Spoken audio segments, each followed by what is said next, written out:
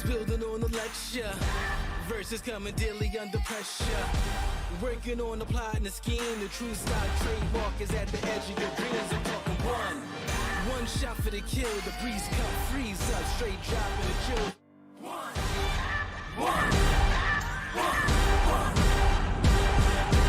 Mister Young and FRGN. Kick to the gut! Kick to the gut. Kick to the gut. Kick to the gut. Kick to the gut. Kick to the gut. Kick to the gut. Kick to the gut. Kick to the gut. Kick to the gut. Kick to the gut. Hey, kick to the gut. Kick to the gut. Kick to the gut podcast. Kick to the gut podcast. Kick to the gut.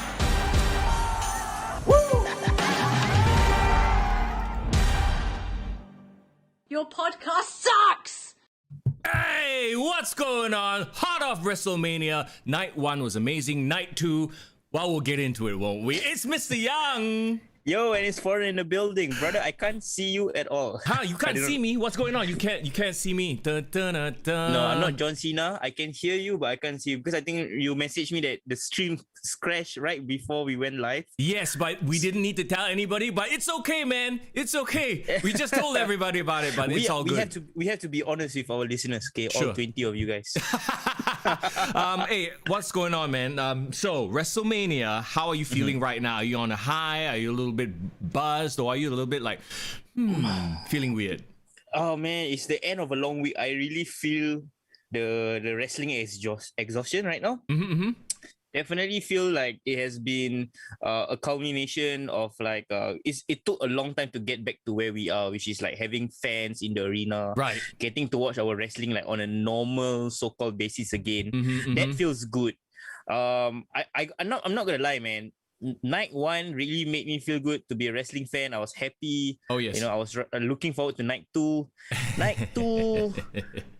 All right. We'll get into it. We'll deep dive into it. Also, we need to talk a little bit about the Broken Skull sessions. Referee Ryan, let me give you a shout out. Actually, you know what? Let's give some shout outs out right now while I try to fix this mild technical difficulty. Hey, you can still hear our voices, but you can't see our faces right now. So, Yes. let's see. Yo, Edison, what's up? How you doing? OG, brother. Referee Ryan as well. Muhammad Daniel, Div Royalty, all of you in the house. Welcome to the live chat, y'all. Bro, on a night when we have like the most amount of people, this is when we have such a delay. I think it's like a WrestleMania delay, bro. Oh, we got delay. weather delay, is it? WrestleMania. WrestleMania. I like it. Anyway, Thanks, guys, thank you for so joining. much for being here as well. And yeah, man, okay, so question is, right, and I think we'll quickly touch on the Broken Skull sessions first. Did you watch it? Yeah, of course, man. That was the one I was actually highly anticipating. Okay. Yeah, so it came out early, you know, for us. It came out like at 11 p.m. yesterday night. So it was like so they say it will happen live right after WrestleMania, but you know, thank God for us, we can watch it beforehand. So for me, that 2 hours gave me so much entertainment / nostalgia. I think that is something that caters to the wrestling fans. Right. And the great thing about it is, and I was a little bit hesitant, I was like, okay, the whole thing, they're probably going to say AEW once. Bro, they say AEW so many times. I was like, kudos to Vince or whoever at the Peacock or WWE Network. They were like, you know what, just let it go. And I think Stone Cold had a lot to do with it. Yeah. I think because Tony Khan trusts Stone Cold. Like they consider him like a friend. Yeah. And even though he's doing Broken Skull sessions under Peacock, under WWE, he's very much his own man. He's very independent, you know. Yeah. He has his clout lah. I don't think Stone Cold would ever like jump over to AEW. He wouldn't show up there. I think he has that loyalty to Vince. But at the same time, I think that he's like an independent contractor, right? He does the content. I'm just a bit like, if I were the boss, I would be very like, okay, he's saying AEW a lot. Like after this, if you've never watched AEW, wouldn't you want to go and watch AEW? You know what, bro? I think I have two compelling perspectives from both owners. Yeah. Because I actually listened to an interview that Tony Khan did about this decision, like why he went and did this. And also Stone Cold did an interview explaining how this deal came about, right? Sure. And from the way that Vince McMahon is portrayed, from the way he said, hey, go, have it, it will be great, and all that kind of stuff, right? I believe actually WWE doesn't see AEW as a threat. Like they are comfortable enough to like, give this clout to them because in for them, right? I think Vince McMahon actually sees AEW as a positive. Right. His thinking of AEW is probably how he thought of ECW when he was on top. I was about to bring that up because you had that like very minor connection there. He would once in a while feature ECW talent, and he was actually bankrolling ECW for a while as well. Okay, this is not the same situation, obviously, but it is a good point. Yeah, but you know how it benefits him? I think at this point in time, remember at the beginning when WWE was really afraid that AEW is going to buy off all their talent and then they keep locking them down to all these long-term contracts. Yeah, I believe that after they experienced a year plus of AEW and then they realized, okay lah, they will get like 800,000 viewers, 1 million. Yeah, it was so bad, bro. If anything, it does WWE a favor. Yeah, some of these guys who we don't know what to do with, and we have signed them the contracts. Okay, never mind lah. We can let them go. See, now you have a place to work, so we don't feel so bad, right? And you know what? I believe that's exactly what it is. This man will probably be saying, you know what? I lazy to pay, or I don't want to pay Christian any more money lah. I don't want to pay Big Show any more money. Never mind. Let them have a bit more of a run in wrestling in AEW, and then we call them back when it's time to do a Hall of Fame. Exactly. It's like you know that they still maintain that relationship. It's not like Big Show or Christian will never be in the WWE Hall of Fame, right?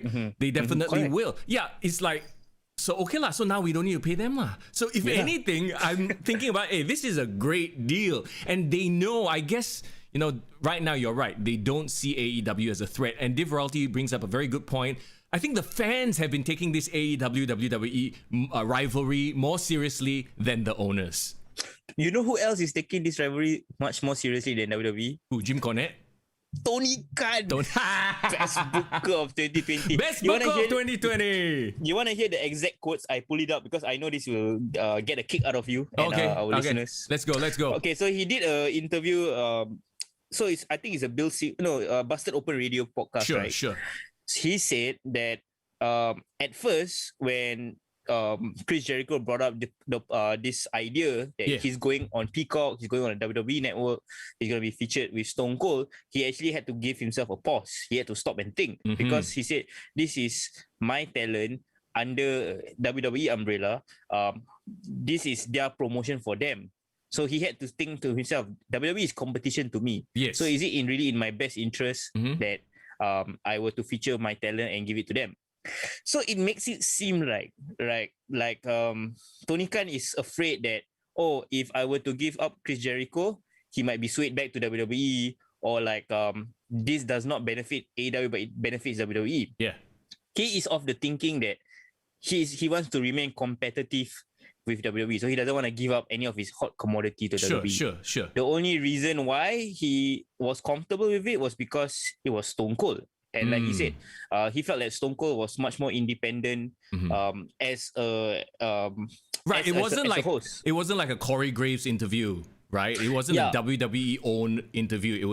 It is, but it's kind of not. Yeah, I get it. Correct. And he knows for a fact that because Peacock is a streaming partner with WWE, he was afraid that to market this, AEW had to do they are gonna bring Chris Jericho on air for on a wrestling show on Raw or SmackDown. But it didn't happen lah. So that is for him the line that is crossed too far if they were to go down that road. Bro, if anything, this benefits AEW the most, I feel. To be honest, there have been a lot of Chris Jericho interviews in the past. He has his own podcast and everything. The stories that he was telling, now this is coming from a Chris Jericho fan, nothing was really that new. You know what I mean? But it was that combination of Stone Cold sitting down with Chris Jericho that made the magic happen for me. Like when he was retelling all these stories about coming into the business, meeting Ultimo Dragon, doing ECW, I was like, I knew all this already because, like you said, I am a Chris Jericho fan.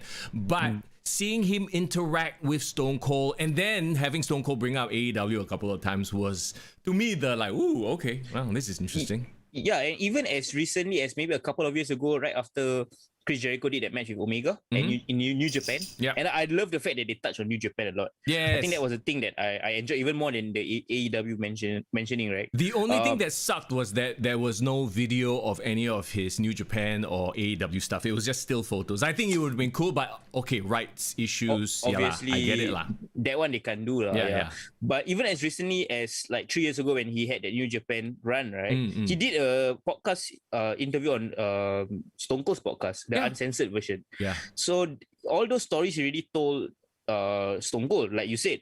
But what made it different was that he actually can pull up footage from WWE. He can point out, hey, remember this exact moment, what you were thinking when you were doing that pose at the top of the ramp. Yeah. What was the inspiration? Like all the things are like about Michael Jackson and all that. I didn't know. I think one day lah, when they are good and retired and they can do their own like independent thing, then we'll see the podcast or the interview that everyone wants to see with the footage and stuff like that. And that, if anything, made me want to buy his list of Jericho books. Yeah. Hey, the book cover look good. Yeah. He's standing there with and they showed him with the AEW championship on the show. Which is dope. What? So, you know what? I really think this whole war thing is overblown. Yeah. As soon as, AEW was pulling in like 700,000 viewers, 800,000, WWE is probably thinking like, give them the slot lah. It doesn't really matter. Okay, then is the focus now more on selling the content rights and making that money? More so than driving viewership. Obviously, they still want to drive viewership, but people are not going to all of a sudden stop watching Raw because there's AEW, right? So they're not that concerned. And now that they have this deal with Peacock, they're gonna get even more eyes, and these are app numbers. I don't know if they publish the app numbers at all. That's true. Maybe I'm not gonna say it's not important to them anymore. The SmackDown and Raw viewership Ratings, numbers, right? Yeah. but maybe it's not as important because now they have the app numbers as well. That's true, because like we are living in a new world. Everything is diversified, right? Last time they live and died by ratings because that is the only metric that they could measure their success. Yes. But WWE has proven that what is the measure of success now is content acquisition. That's right. And getting people to essentially use their service, like either the WWE Network or the Peacock. I mean, just bringing in an example from radio in my regular day job on Power 98 Love Songs. Cheap plug. Anyway, 6 to 9 a.m. weekdays. The Power Breakfast Show. Mister Young, hey, what's up? So, just to bring in a little insight, right? Now, ratings are still a thing. Same parallel, but we're also looking at app numbers as well. Yes. And in some ways, as we move ahead past 2021, 22, 23 and moving on, right, there will probably be more of a skew towards those numbers than your traditional numbers. That's true, because everything now, other than they always say it has to be viral, it has to be shareable content, blah blah blah. It has to be mobile first. Yes, it has to be something within your fingertips. So that's why social media plays such a big role nowadays. Yeah, my question is, when is Raw going to have to be on the WWE Network or Peacock or something and live? I would love that because. As you know, we here in Singapore, we get it at a funny timing. We don't really get it live unless you have StarHub or whatever. And nobody wants to sit down and watch it live. Yeah, they want to watch it on the go. They want to watch it on the app. If they can have something like a WWE live app where they can watch things like HBO Max, streaming is the way to go. Everyone knows that is the way to go. Yeah. But for us, right, the reason why they're still able to sell all these multi-billion-dollar contracts to all this big network television, right? And like Chris Jericho mentioned in the podcast himself, there's 3 things that you need to make a successful wrestling company. Of course, finances and resources. You need to have network programming so you can have a bigger exposure of your content, and finally you have to have a great roster. He brought all these great points, but the second point especially, that is the reason why Peacock paid so much money to acquire WWE content. It's not because I think they're wrestling fans. The exact quote that they put out in their financial statement, the press release about acquiring WWE, is that we realize the importance of live sports. Live sports is what drives viewership nowadays, because people don't want to watch things when it's delayed, especially when they know that the results can filter in through the internet, right? Exactly. Yeah, so this is one of the reasons why I believe that WWE even put out a quote when Stephanie McMahon got interviewed. She said, "We are a content company. We are not a technological company. Yep. So our job was never to build a Content streaming platform, service. yeah. Yeah, we did it because we want to stay slightly ahead of the curve, and then we create the content, and then we show this like proof of concept, like, hey, our content can get a billion or a million people to subscribe to it. Right, and then after that, sell the damn thing, and they just focus on. Well, here's hoping that they, put more of their focus on storylines, as we will dive into in just a little while. So, if you haven't watched the Broken Skull sessions with Chris Jericho, and I can't recommend it highly enough. Okay, then let's get down to business. Let's get down to WrestleMania. I know we just came off night 2; it's fresh in our heads, but let's of course talk about night 1 first. Okay, just catching up with chat as well, by the way. A lot of buzz on the chat talking about the app. Div Royalty says, can we please have like a watch offline feature on the app? Save data, bro. Yeah, save data, exactly. You download it while you're at home on Wi-Fi and then you go and watch. Yeah. It is a bit of a data killer. Edison has a funny line. Mandy Rose didn't slip. She just sold a super kick from John Cena. Did you see that? She slipped. Well, to be fair, the ramp we didn't was... talk about it. We need to talk about it. The ramp was very, very wet. So, day 1, here we go. WrestleMania 37. First of all, what social distancing? I really hope there's no super spreader event. Okay, let's just all pray, cross our fingers, stuff like that.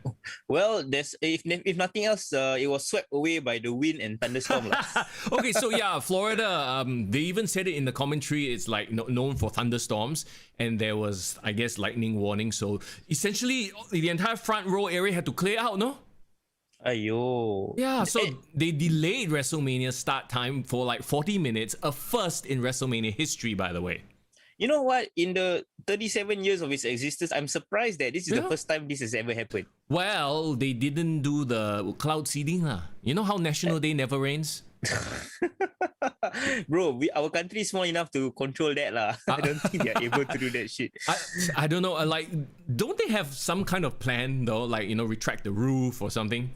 Yeah, so what I read in the reports is that for them, they will still continue the event in view of rain. If there is rain, it's fine. They will still have a match. I mean, how lucky are they that it finally stopped after 40 minutes? Correct. Can you imagine if it just rained the whole night?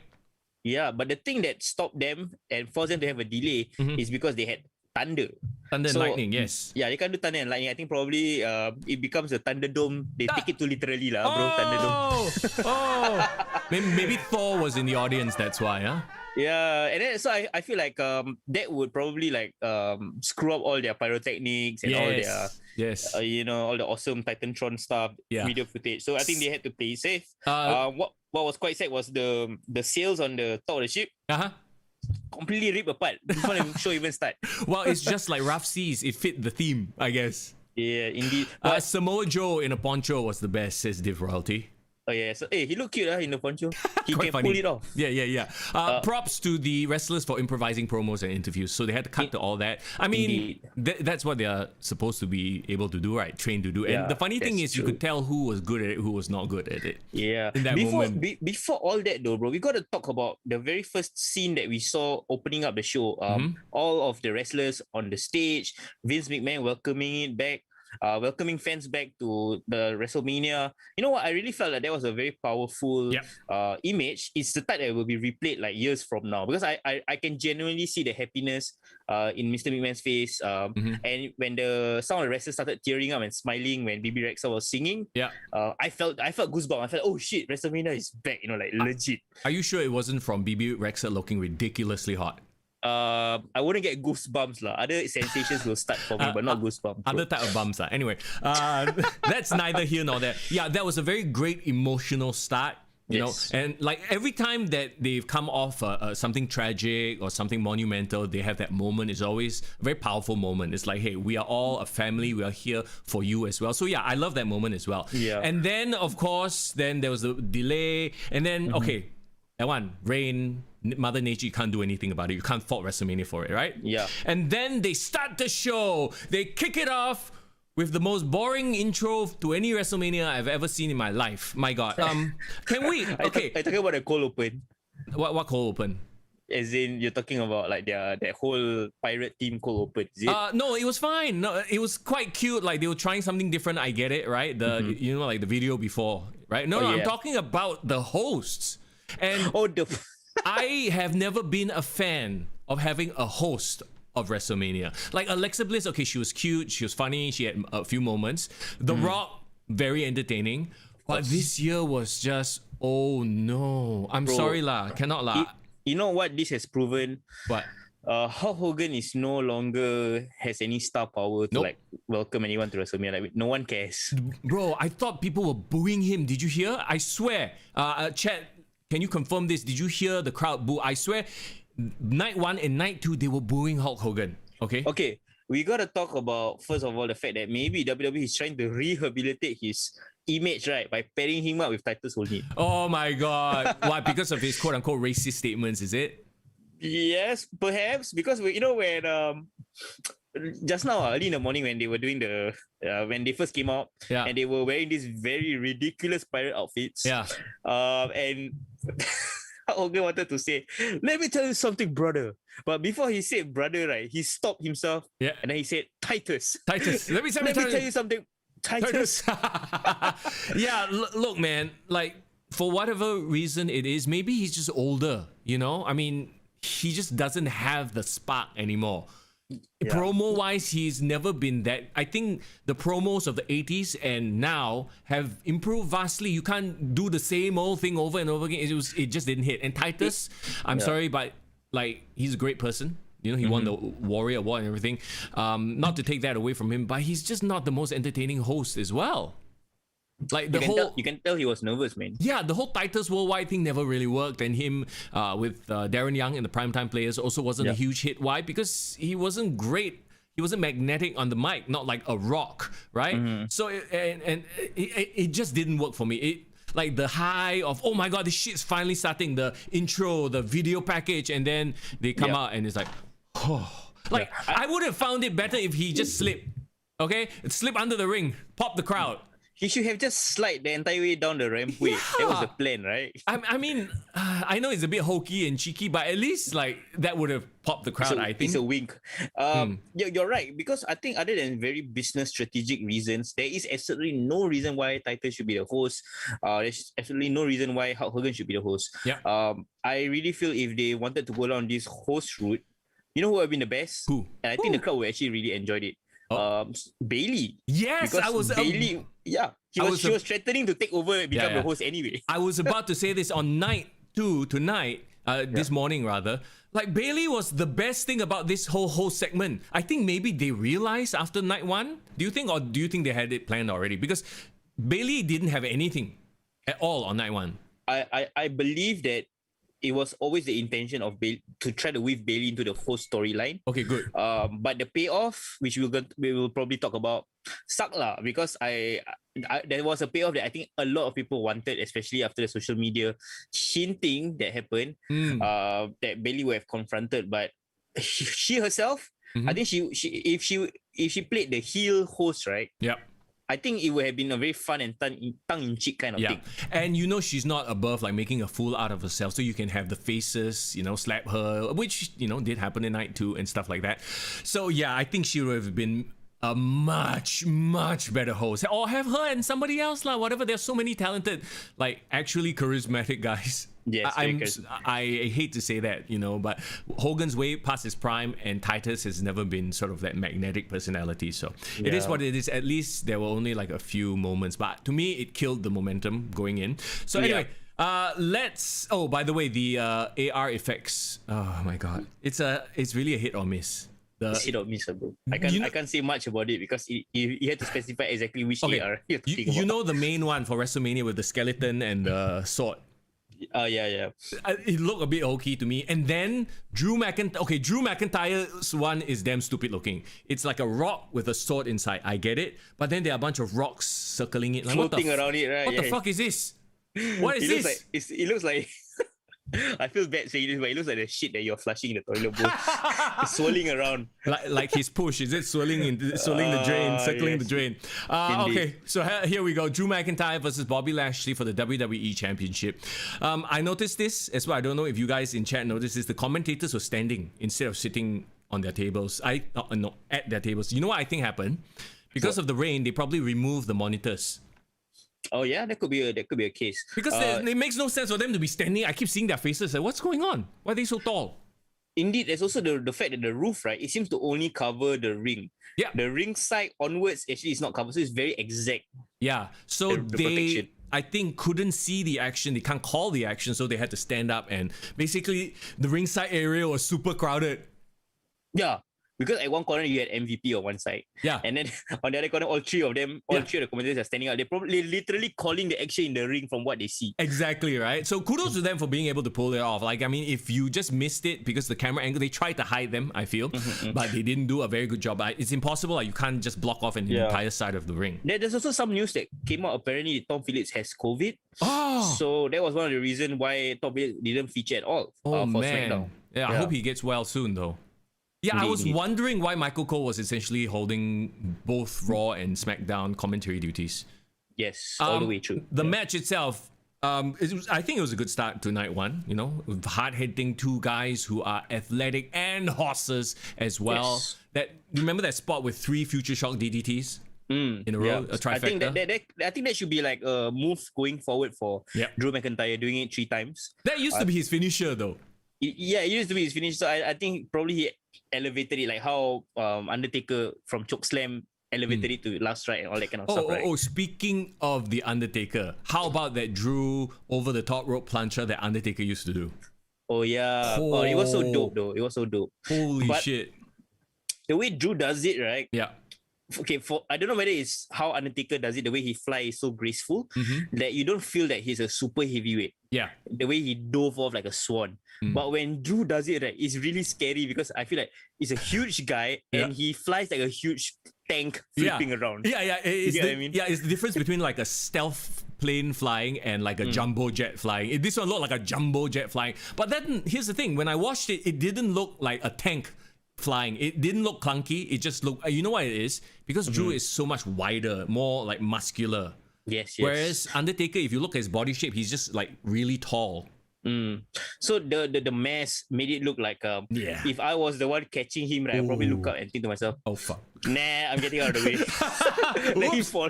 No, but Lashley did catch him, and it looked really, really good. Yeah, you know what?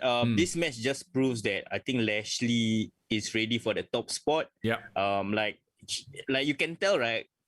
Probably when they went in, right, the booking decision was, okay, let's see how it plays out with the crowd. You think like, so? Will the crowd cheer Drew McIntyre as a face? Will they straight away boo him? But you know what was very, very interesting? Actually, the crowd was hot for Drew, though. Yeah, it was. You can tell that they wanted him, they were rooting for him, and he was really having the babyface fire and all that. It almost felt like they were happy by this response, and then they decided, okay, they feel comfortable taking the moment away from him. They were relieved that, okay, all this wasn't just, them patting themselves on the back lah. Yeah.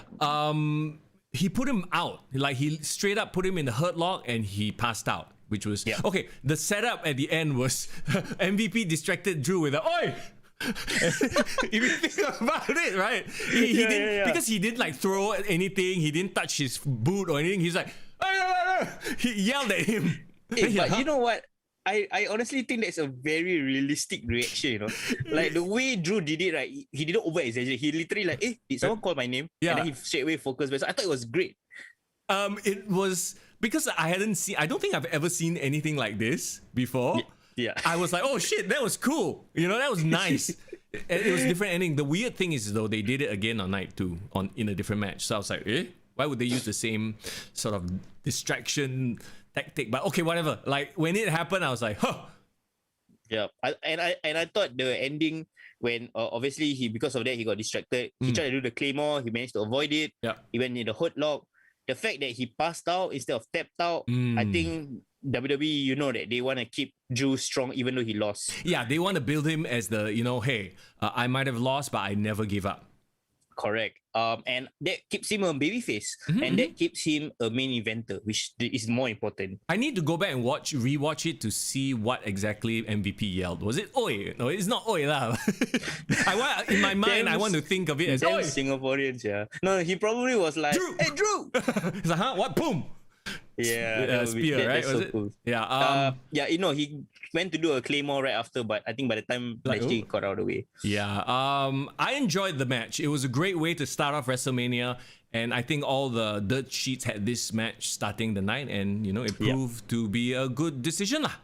It was, because I feel that after they decided on Sasha and Bianca being the main event, probably wanting to send the crowd home happy, right? Yeah. They felt comfortable making this decision. To be honest, right, when that happened, I immediately thought of the main event. We kind of knew Bianca was going to win already. Yeah. But then after the main event, after this first match, I was like, okay, yeah, 100% Bianca is going to win. There's no way out of it. And that's fine, The only thing that, obviously most of us were worried about was whether they can pull off a main event match. Yeah. Right? Well, we'll get to that in just a bit. But so I guess the Hurt Business is officially over. Well, for Cedric Alexander and Shelton Benjamin, who didn't feature in anything. Yeah, indeed. They got eliminated at the freaking Andre the Giant Royal Battle Royal, right, or SmackDown. Yeah. So I guess their push is dead. So say goodbye to Shelton and Cedric. Hopefully in the weeks to come, maybe this MVP will start recruiting, so it doesn't just have to be And for their sake, I honestly hope Cedric and Shelton remain a tag team. They Yeah. can be like, how the world's greatest tag team, when they split from Angle, they still stick together. Bro. So I hope that's the case. Bro, they are going to the main event. As in the show main event, bro. That's where they are gonna go. Okay, let's move on. NWO backstage segment with Titus. And Bailey. Bailey did appear in night one. I forgot about it. Okay, well.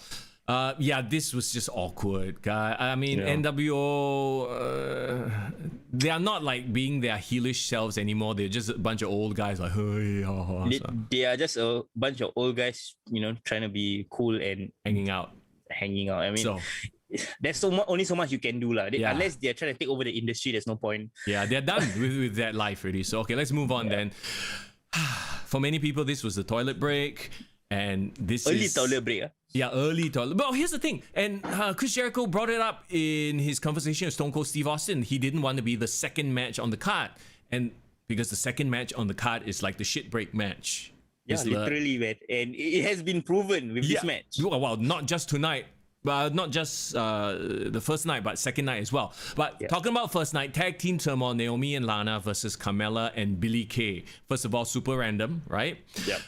Lana's green outfit I thought was very fitting, considering how green she still freaking looks in the ring. Seriously, crap. Lana, how long has she been in the business? I don't want to, disparage anyone who does this, because it is a tough business. Even just taking one spear, I couldn't do it properly. I'm very cognizant of that fact. But for whatever reason, up till now, Lana still looks like shit in the ring. Okay, if I want to play devil's advocate, she was brought in as a manager. Okay. I think when she was managing Rusev, she didn't do any wrestling thing. No bumps. Yeah. Yeah, she's probably a valet through and through, and probably she only started learning wrestling when she was already in the main roster. Okay, then why is she being used? Then I ask creative. She must want to be a wrestler. If not, she wouldn't be here. You know what I mean? Does she think that if she doesn't wrestle, she's not going to have a job? She can be a valet for, I don't know, Bobby Lashley.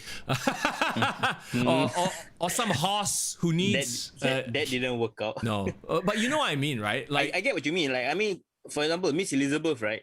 She probably went in the ring and wrestled probably like less than 5 times in her life. Yeah, exactly. But she had a 20-year career. Yeah. But nobody remembers her as a wrestler. She's not a wrestler. She's a manager. Like, we are not going to see Paul Heyman wrestling in the ring. So why are we seeing Lana in here with Naomi, who, by all means, Naomi should be in somewhere in the main event or the upper mid card, instead of just like, okay lah, show up here once in a while in this shit. And do you remember her doing anything in this match at all, Naomi? Of it? Yeah, she was completely forgettable in this. I felt like maybe it's because of the turmoil, the way it's stipulated, right? But none of the tag teams had any momentum going. Like, nope. as soon as they started, then already it's an elimination already. Yeah. Well, Even because Riot Squad, yeah. which is considered the one that stayed the longest in the match, even them, they didn't have enough time to build some sort of steam. That's the problem with a tag Throughout the team match. elimination match like this. Each match cannot be that long, so you can't really tell a story. You just had little things and people getting pinned fast, right? Billy Kay rolling up Lana, and then Carmella was like pushing her. I thought that was a cool spot because you couldn't see Lana at first. Then when the camera panned the other side, it's like, oh shit, she was actually like pushing her. So I thought that was a very creative, innovative spot. Yeah, and they continue and they did that for the end as well. Well, they tried it against the Riot Squad, but they got caught. So there's a little bit of continuity there. Talking about the Riot Squad, I really enjoyed them. I actually thought they were going to go all the way.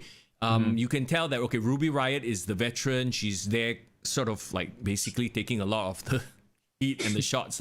Whereas they gave Liv Morgan, I feel, most of the offense to make her look good. Yeah, because I think she is I think people like her more in the Riot Squad. Not that they're discounting Ruby Riott. I think Ruby Riott is great, like a veteran. Yeah. But in terms of like the babyface breaking out from that team, I mean, even when Liv Morgan had a very short solo run, where she was dressed like the Black Cat, I was like, whew. She's a star, man. Yeah. Like, when you watch, like, what I really got from this whole interaction, and I don't know, maybe I'm looking at it too critically, like I'm trying to analyze it, but it seems to me like they were trying to put over Liv Morgan. Ruby Riott, I think most people would just kind of dismiss because she was basically getting beat most of the match, but I'm like, okay, she's obviously there to build the babyface heat for Liv to come in and take it. So kudos to Ruby Riott, super underrated. I wish they would get a run at the tag team titles, but I don't know why they're being treated like, well, jobbers. Yeah, absolutely, man. And well, of course, we know what happened in night 2, but given what I knew, like I felt like it's completely a waste making the winners Tamina and Natalia, because Tamina and Natalia are just gonna be the veterans. Yeah. Unless you're gonna give them like a so-called a sympathy run with the title, get them this one-time victory. Okay lah, get that picture off the back. They didn't even get that. So why not just highlight Riot Squad, which is the real true tag team in that whole tag team tomorrow match? And I feel like the Riot Squad have the most potential in terms of breaking out, being stars, if you just give them the right push, right? They have an incredible look. You have one veteran in there, and you have one younger newbie that you can definitely mold into the next Trish Stratus, the next whatever. Even in their original, iteration, like the three of them, they've never managed to win the tag team titles. Real shame. Is it because they are too small? Cannot be, right? No, because when 2019 they were running roughshod, but it's just that WWE just decided that, hey, these three girls, they as a squad, let's make them like the jobber squad for the women's division. They were always taking the pins and losses, Yeah. So it's very hard to rehabilitate from that. Okay, I think we made a comment on WhatsApp to each other. The SmackDown tag team match from SmackDown should have been here instead of this match. Yes, the one where I wish Rey Mysterio and Dominic Mysterio got their moment. Yeah. But that match, I remember watching that match on SmackDown. That was the highlight of SmackDown, not the Andre the Giant Battle Memorial. That one was a mess lah. It was it was really fast paced, like that four-way match. The name is starting to the name is starting to grow on me. What? The Dirty Dogs. The Dirty Dogs. And I mean, it's Rude and Ziggler. And like, the end of that match, it was like finisher, fake out, it was like, it was really good. And I think it would have been a really good match here, not this match, because this match was really quite sloppy, especially the start of it. And then you have Tamina with the Superfly splash, by the way. They rarely bring up Jimmy's Superfly snooker, but they did for this one. And like we say, it is our once a year give the Tamina and Natalia a shine moment.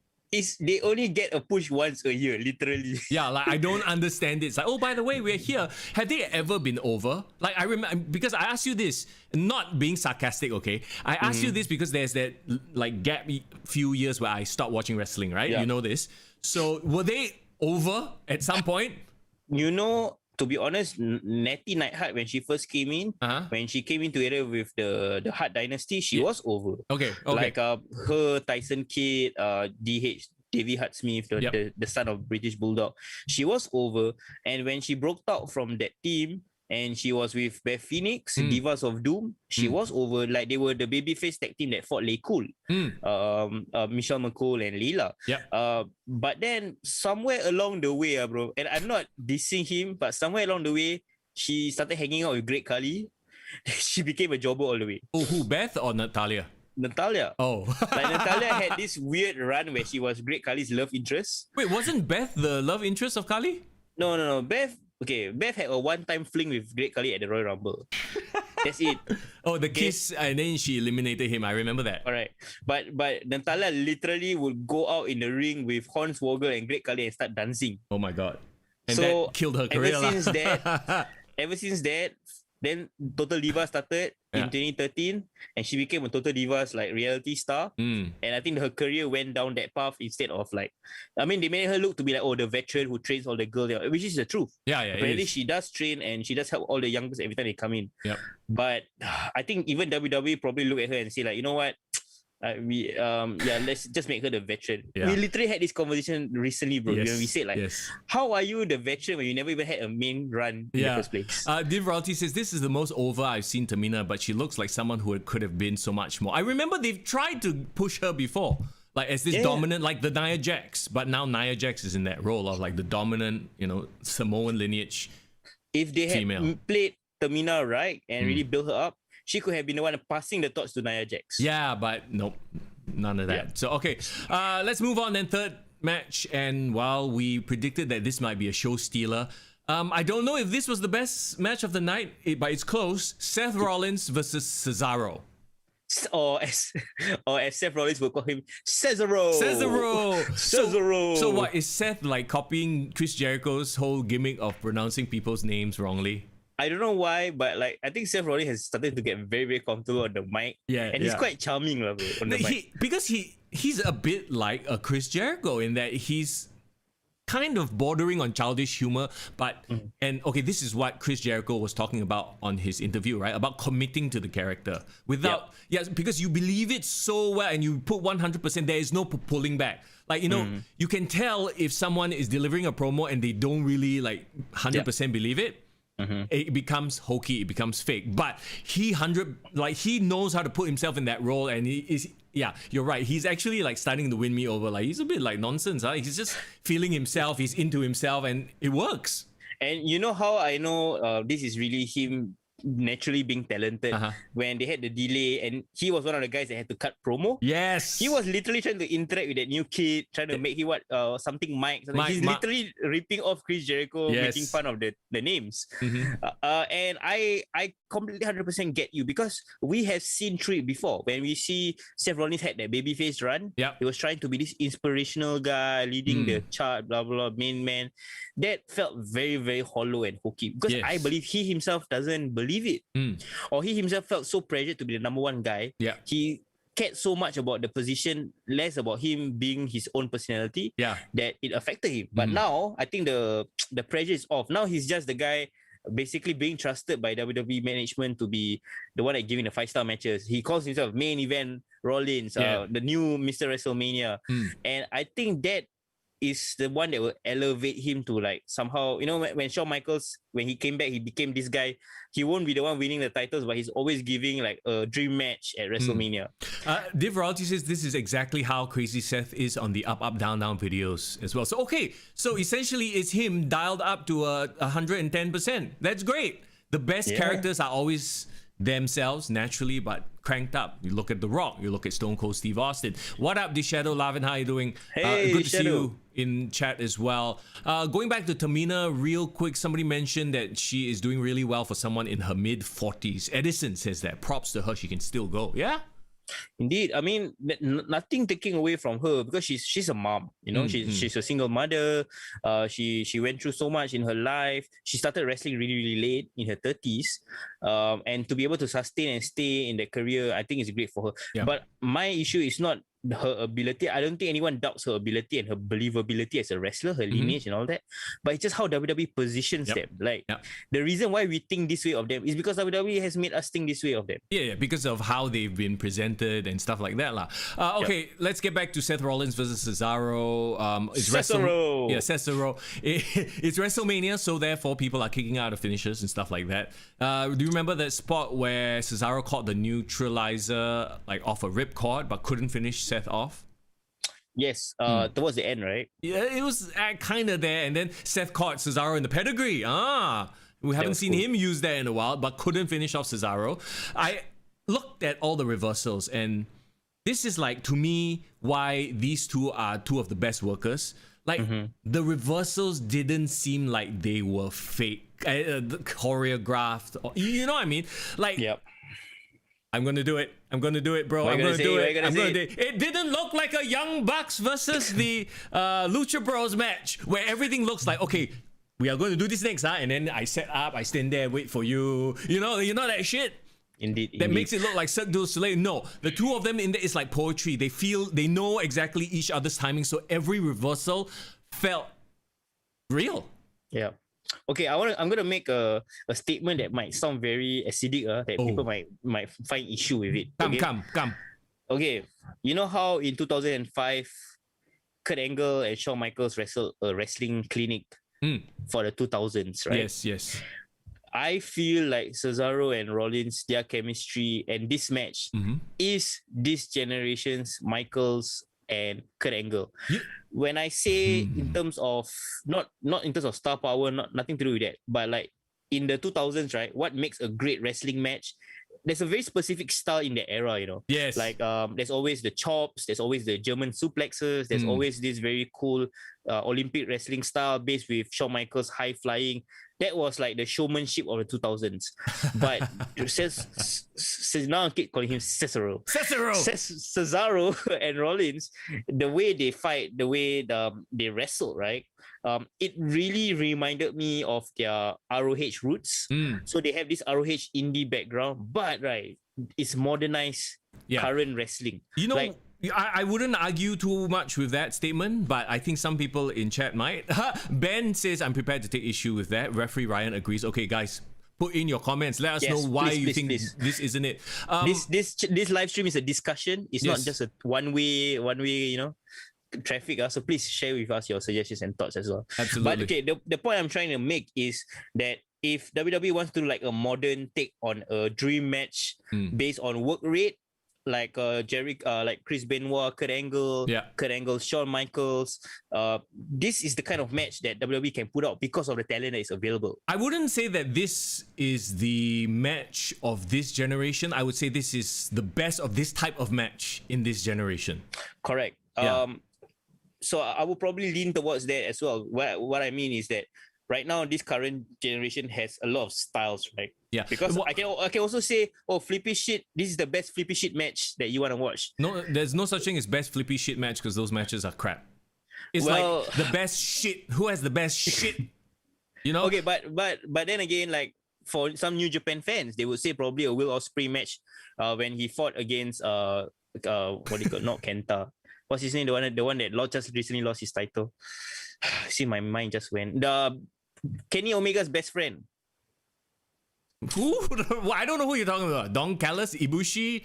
Yes, Ibushi. Okay, there you go. When Ibushi had that match last year with Will Ospreay, like that work rate, so-called with the crazy ass spot fest kind of match, they would probably say, "Oh, that is a New Japan modern classic." You know, you get what I mean? Yeah. But like for Cesaro and Seth Rollins, they are a very Americanized, modern wrestling classic in that sense. I would like to think that the main style in the WWE right now is something like more like the giant horses, like your Drew versus Bobby Lashley, horses who can go. I feel like that is the main event style right now. Seth Rollins versus Cesaro, not to say that it was bad. Obviously, I think it was amazing, but this is just a totally different style, and the two of them were the best of that style. Correct. You're right. Especially you can see after Drew take over the main event scene, like someone like Seth Rollins doesn't really apply to that scene anymore. Yep. Like the main event style shifted towards the big horses and heavyweights because of who is on top, right? But Yeah, but one thing else I have to add about this match, right? Yeah. They pull out a lot of new moves, a lot of moves that they haven't used before. Yeah. And I know Cesaro used to do the UFO back in the Indies. Okay. I saw some of his old videos. That was like a crowd pleaser that he always used to do. Yeah. And the fact that he brought it back for WrestleMania, it's like when Brock Lesnar suddenly pull out a shooting star press, Right. It's Well, that same kind of reaction that they're trying to garner. well, and the difference is he actually pulled it off and didn't give himself a massive concussion. But yeah, that UFO airplane spin was really, really cool. It looked visually very cool. He did it with no hands too. Like, woo. He looked like an old school circus strongman, bro. Yes, yeah. I mean, okay, Really? we all know the talent that Cesaro has. Now my question is, based off of this performance and this win, do you think that somebody in the fucking writer's room is gonna go, actually, this fella should get a title run? Well, you know what I think might happen after this? He will have a title rivalry, But not. but whether he wins, Yeah. I do not know. I don't think, maybe he might fall short. He might fall short, but Cesaro has so much equity with the audience. Like, Yeah. no one says a bad thing about Cesaro. Okay, I feel like everyone wants he- him to succeed. Yeah. Well, maybe next year's WrestleMania, because I feel like, and based off the crowd reaction too, right? Like, it's like, I feel like a sense of respect there. Yeah. Like, almost like, when Kofi had Kofi Mania, there was Yeah. that respect factor. I feel like maybe in about a year's time, or maybe not at WrestleMania, maybe at Survivor Series or Royal Rumble, he gets his due, he gets his moment, and then he loses. Like, I don't want to say transitional championship, but not a long run lah, basically. But has he won the IC title before? I don't know. I feel like he has. I feel like he only has won the US title. Okay, so Yeah, maybe. so I feel like he might be in collision with the Nigerian Nightmare. Oh my god, the Nigerian Nightmare. Because for me, right, I think people would want him to be pushed to the Universal Championship straight away. But I feel like if you can do an old school build, get him a mid-card title, let Big E run to the top of the card first. Wow. Then he slowly comes on towards the end of the year. Because the momentum is there. This match literally made Cesaro almost be taken seriously as an upper main eventer already. Because Right. now, before he was mid-card. Yeah. Now I think he's like almost at the lower main event scene. Yeah. Meanwhile, chat is like jumping way ahead, talking about all the other matches. But that's fine. You guys talk about what you guys want to talk about. But so okay, anything else other than this was an awesome match? You want to move on? Yeah, we'll move on. And Let's happy do that. for Seth Rollins, happy for Cesaro. Cesaro, absolutely. Big E, New Day. Oh my god, just seeing New Day come out with Big E's voice, him actually doing the intro. How cool is that moment right now? It was. But you did mention that to you, New Day was starting to get stale. But did it make you feel like, oh, okay, it's actually nice to have the three of them back? Yes, for a moment. Like, I don't know what it is. I feel like E is the secret sauce. Yeah, like Woodsy and Kofi together. Yeah, well, that's what they call him, right? Woodsy. I don't know, they're bordering on annoying, but with Big E, okay lah, can. Maybe Big E because he big and goofy, But if they're bordering on annoying, wouldn't this match have made you happy? Yes, it did actually make me happy. Well, it was interesting one. So, okay, a New Day versus AJ Styles and Omos or Famous Amos or whatever the hell it is. Omos.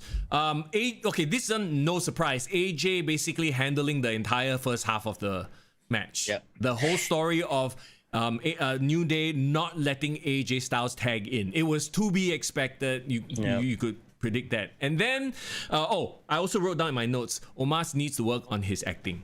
Like, seriously. Omos, he is a big... he needs to go for acting class or something, because this is how he was. Whenever AJ Styles wants to make the tag, right? He's standing on the ring apron like this.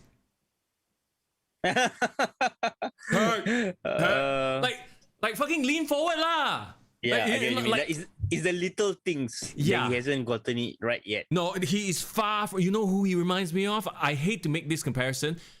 Giant Gonzalez. Already? Not in... Okay, obviously, in terms of his movement, he is there. But in terms of his stiff acting, like... I know chat right now is actually talking about Omos being like very good, like well executed, that whole thing. Yep. I don't disagree with that. I think it fell on AJ Styles and the New Day. What was interesting, and you brought up a good point, the dynamic of the match, right? Technically a heel tag team, AJ Styles and Omos. Yeah. And the face team in this whole situation was supposed to be the New Day. Yeah. But it's as if, right, in the match, the match transitioned itself into them becoming a babyface tag team. Okay. And New Day became this cocky, like, oh, they are established team. They're gonna like trance around AJ Styles. Yeah. It's almost as if the whole climax of the match was to build towards this babyface turn of Omos as the hot tag. Yeah. I actually wrote down something about that, and I agree with you 100%. But I want to read what the Shadow said. Lavin said, he is like every NSF ever. Like, sir, let me help you. I try already, but cannot. Like 5% effort when he just like stands there. Oh dear God. He needs to work on his acting, and like what you just brought up, the dynamic was really weird. The build-up was to a tag, but the hot tag is usually to a face guy to comes in and clears house. But in this case, the hot tag was to a giant heel, and that's why there was no heat. When he walked in, the crowd was like, okay. yeah, like, oh, here he comes. Like the only heat around the match is just a sense of curiosity at how Omos will perform. Yeah. And okay, I don't know if you this is going to be an old school reference, but I feel like he reminded me of Omos, that is, reminded me of Zeus. Now, do you guys remember Zeus? Zeus, yes. No holds barred. Hulk Hogan, right? Terrible acting. Like tag me. Terrible acting, like no effort. Terrible acting, and he basically stands there and people just beat on him, and like he no-sells everything. Yeah, essentially what the New Day did. And the crowd, like I said, I felt like the crowd was flat when I was watching. I was like, I get what they're trying to do, but I didn't enjoy it. Okay, there are some monsters, right? When you see them one time, they have this menacing aura, presence. They look vicious, and their height and build just adds to that mystique. Yeah. But the thing that really drives it home is the facials. Yeah. The presence, right? Yeah. What people like Great Khali, what people like Omos, what they lack is this facials. Yeah, acting lah. Like I said, they freaking need to go for acting class. But okay, I can't deny Omos is a huge ass dude. He looks amazing, like that. I understand why WWE wants him to succeed. That's why they probably pair him up with AJ Styles. Yeah. Okay, I gotta give credit to AJ Styles because we are focusing a lot of Omos, right? But AJ Styles, right, he was the Ricky Morton of this tag team. Like he literally sold so well. I felt like he was a babyface in perils. I forgot he was a heel. Bro, AJ was the MVP of this match. He basically held the entire match together. Let's not get it twisted, The coolest thing of the match was what? His phenomenal forearm off the shoulders, right? Yes. Badass. So, like, obviously they did this to put Omos over, and then it's like, use the foot. And then he, like, pinned him with one foot. Like, great visuals and stuff like that. If anything, like, when you do a highlight package, it'll look cool. But the match itself, Omos doesn't come off. He's another one of those guys. Like, he needs to go for acting class. He doesn't look menacing. A bit like Karrion Kross. Like, who else have we talked about? Old Bobby Lashley. Going forward, it looks, the way the positioning, it looks as if they are trying to make him like this dominant tag team that will rule over Raw. Are you happy with that? Do you think New Day should just let them run roughshod? Or they should win it back? What do you think? I don't know about New Day. Can I be very honest with you? I wish that New Day would take a break. That's like, okay, they've been there for a while. I've said it before in the past, like 2 episodes, they've been very like bordering on irritating. They need to go away and repackage a bit. I want them to have a mutual, clean, conscious uncoupling. Oh, right. like if they go separate ways, it's like on good terms, like how Big E did. I feel like that might benefit Kofi less as opposed to Xavier, because Xavier is a younger guy. Yeah. But the problem is, I feel like they're so established in this New Day identity, right? And I don't know whether it's too late in their career to reinvent themselves some more. Yeah, what do you think? I think they are pretty much locked in. Like, I don't see another main event run for Kofi, very honestly. And Woodsy, he already has his corner of the market, like, settled, which is gaming. So, You and know I think what? he's very happy there. If nothing else, right, we should look towards Chris Jericho for inspiration. He came out with the list of Jericho at 46. Yeah. So if he can reinvent himself in his later years, I think every wrestler should strive to be able to. Yeah, but I mean, it's for themselves as well, because you said that you got tired of watching them. They must be super tired of acting out the way they are. They probably want to try something new as well. Well, maybe it's just who they are. Like, I want to go all the way back to the impromptu interviews that they did backstage, right? During the start of WrestleMania, and like you talked about how Seth Rollins was just being all himself, and he, to me, shined. Drew shined as well, but he did a more intense promo. Didn't they interview the New Day? Yes, they did. I feel like Kofi and Woodsy, there was no magic there. They were just spouting the same old shit they always spout. Until Big E came and went on all gospel on them. Yeah, and then it was like, okay, there's a bit of a vibe, but yeah, they are really, really missing Big E. Yeah. Okay, I think probably people in chat can have some suggestions as well. Like, but I'm very entertained by Woods in his gaming channel though. Yeah, because that's him in his natural habitat. So isn't there? I'm sure there's a way to incorporate that into his gear. I mean, he really does. He always have like gaming references in his gear. Yeah. But like, if he were to become like some sort of, okay, I'm just throwing out ideas. Maybe he has a gimmick of he's a game master.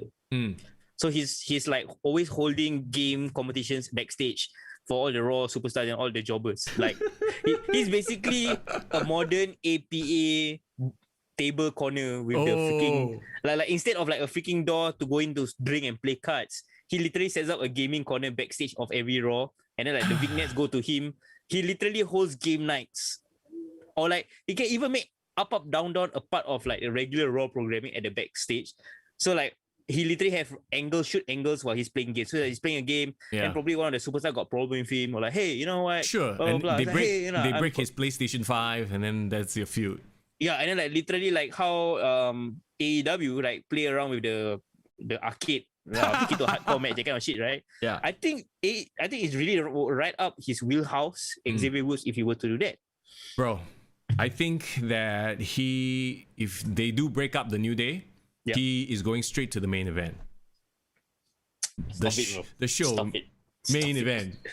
And yes, I'm really calling him Woodsy, Div. He will become a 24/7 champion, bro. Yeah. AJ has now held every title too. Yes, that's right. Indeed. And well, he deserves it. And Grand Slam styles. Moving along in this run, it's obvious what's going to happen. AJ is going to be the one working the whole match. Omos will just come in, stand there, lepak tag, and try to learn basically from AJ while they have a dominant run. Okay, looking on the bright side, we know what Omos needs to work on, right? Yeah. But who better to sit under the learning tree than under AJ Styles? That's right. Yeah.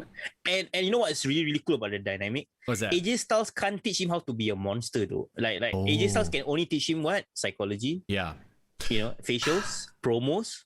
So if nothing else, if he already has a physical part down pat, right? Yeah. He doesn't have to worry about that. He just has to worry about all these little X factor things that AJ Styles has in loads, charisma wise. Sure. Well, I don't know about charisma wise. Like if you give AJ Styles a ranking for mic work, I would give him a 7. He's I know really the best. flat earther part gets in the way lah. No, nothing to do with his beliefs or flat earth stuff or whatever. But let's put it this way lah, bro. He really leans into who he really is lah as a person. Yeah. Let's move on then. Talking about monsters, and my big issue here is that they put these two matches back to back, because on one end you have this Zeus-looking motherfucker who no-sold everything. To Braun Strowman versus Shane McMahon in a steel cage match. Braun Strowman selling Shane McMahon's offense. Okay, I have a huge problem with that, because when you look at a killer heel killer monster, not a heel, sorry, a killer monster who has like the angry face and everything, he has it down. Yep. He looks menacing, he looks intense, and then he looks shredded, as like jacked, and like can see the six pack and everything. He's been putting effort in the gym, and then he goes in there and sells anything that this 50-year-old, I don't know how old Shane is. Shane is 51 this year. Like, holy crap! what the hell is going? I know, okay, I get it. Like they try to set it up like Jackson Riker and Elias beat him down outside first, so he's weakened already. They injured his leg or whatever. He was limping around, right? Yep. But still, look, I couldn't. When I was watching, I was like, this is nonsense. Like he's really fallen down the pecking order. It's so bad. I was very confused by the booking of this match. Like, I agree with you. Everyone expected it to be a squash. He's probably just gonna beat the hell out of Shane until he bloody him every single corner of the steel cage and then finally get out. Yeah. But the more I thought about it, and I realized, okay, if Shane McMahon agreed to this and he called him stupid, right? He's probably gonna try to prove that he's some smart aleck by making some sneaky thing lah. Come out with some sort of surprise, which he did. He did the Jason Riker and Elias thing, right? Yeah. But that's it. I guess that's the story. Like he's trying to show that I can outsmart Braun, but even though I was trying to outsmart him, eventually he managed to beat me. Yeah, but still, it was stupid because he had no backup plan. He had literally, I'm just gonna get Jackson Riker and Elias to beat him up. The crowd was flat. You know why? Because they don't know who to cheer. Like Braun is, for all intents and purposes, for the past couple of months, a heel. Yes, and then he gets called stupid, and all of a sudden we are suddenly, 180 is supposed to be expected to start cheering him, feeling bad for him when he's been running roughshod, he's been destroying people. You didn't air any package of him talking about being bullied. Like they literally have the footage of him fucking tearing up in that. What was that? 24 or documentary? Yes, WWE 24. Yeah. Yeah, they have that shit about him. Did he talk about his attempted suicide and all that kind of stuff? Yeah. Like, okay, maybe they don't want to go that far deep into this, right? But they can show him like tearing up, talking about his past. They never showed any of this. It was all just stupid. I'm not stupid. Making him look even more stupid. Okay, you know what's the problem? If this happened right after WrestleMania last year, after he dropped his title, after what Alexa Bliss did to him, and then he fall down this poor thing, blah, blah, blah, and then Shane call him stupid. It's fine. Yeah. But the problem is, in between that, he had a heel run for no reason. Yeah. He turned heel after Alexa Bliss changed him. He dropped. He press slammed Alexa Bliss. Remember that? Yes, I remember that. Yeah. He press slammed her after he lost his title to Roman Reigns. Yeah. At SummerSlam, and then remember, so Roman Reigns came back and you're just a clown, you're just a freak, you're just a monster. I'm the man. And then suddenly everyone hard on for Roman Reigns. He literally disappeared for a while. He come back straight away, went to Raw Underground, and then suddenly started wearing all this camo tactical gear. He was heel all the way, even as recently, as Elimination Chamber. Remember what he was doing? He was complaining to Shane. This is what led to their rivalry. He's like, why don't you give me a title match? Oh, technically you're Universal Champion, you're not WWE Champion. That's why I cannot go inside the Elimination Chamber. So they essentially did a double, and Shane was a face at this point. So they did a double turn, but it was the shittiest double turn of all time. The worst double turn of all time.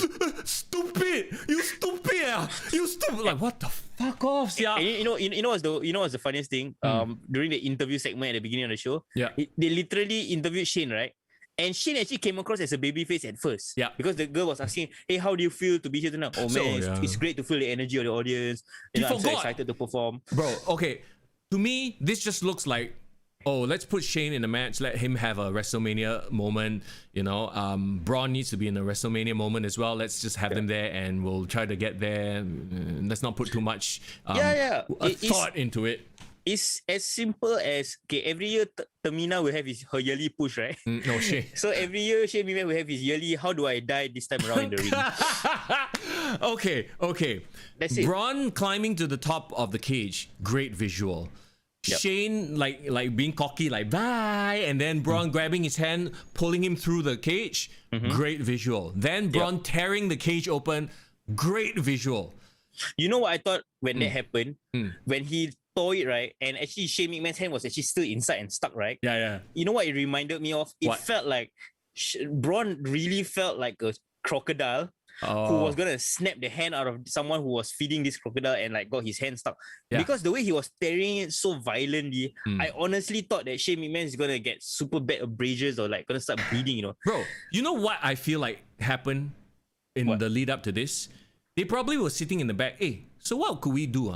what would be a cool visual? And then they thought of this. And then they work backwards. And then they're like, okay, we'll just get there. Don't care how we get there. We'll just get to the cool moment and we'll replay that for years to come. Nobody gives a shit about the story.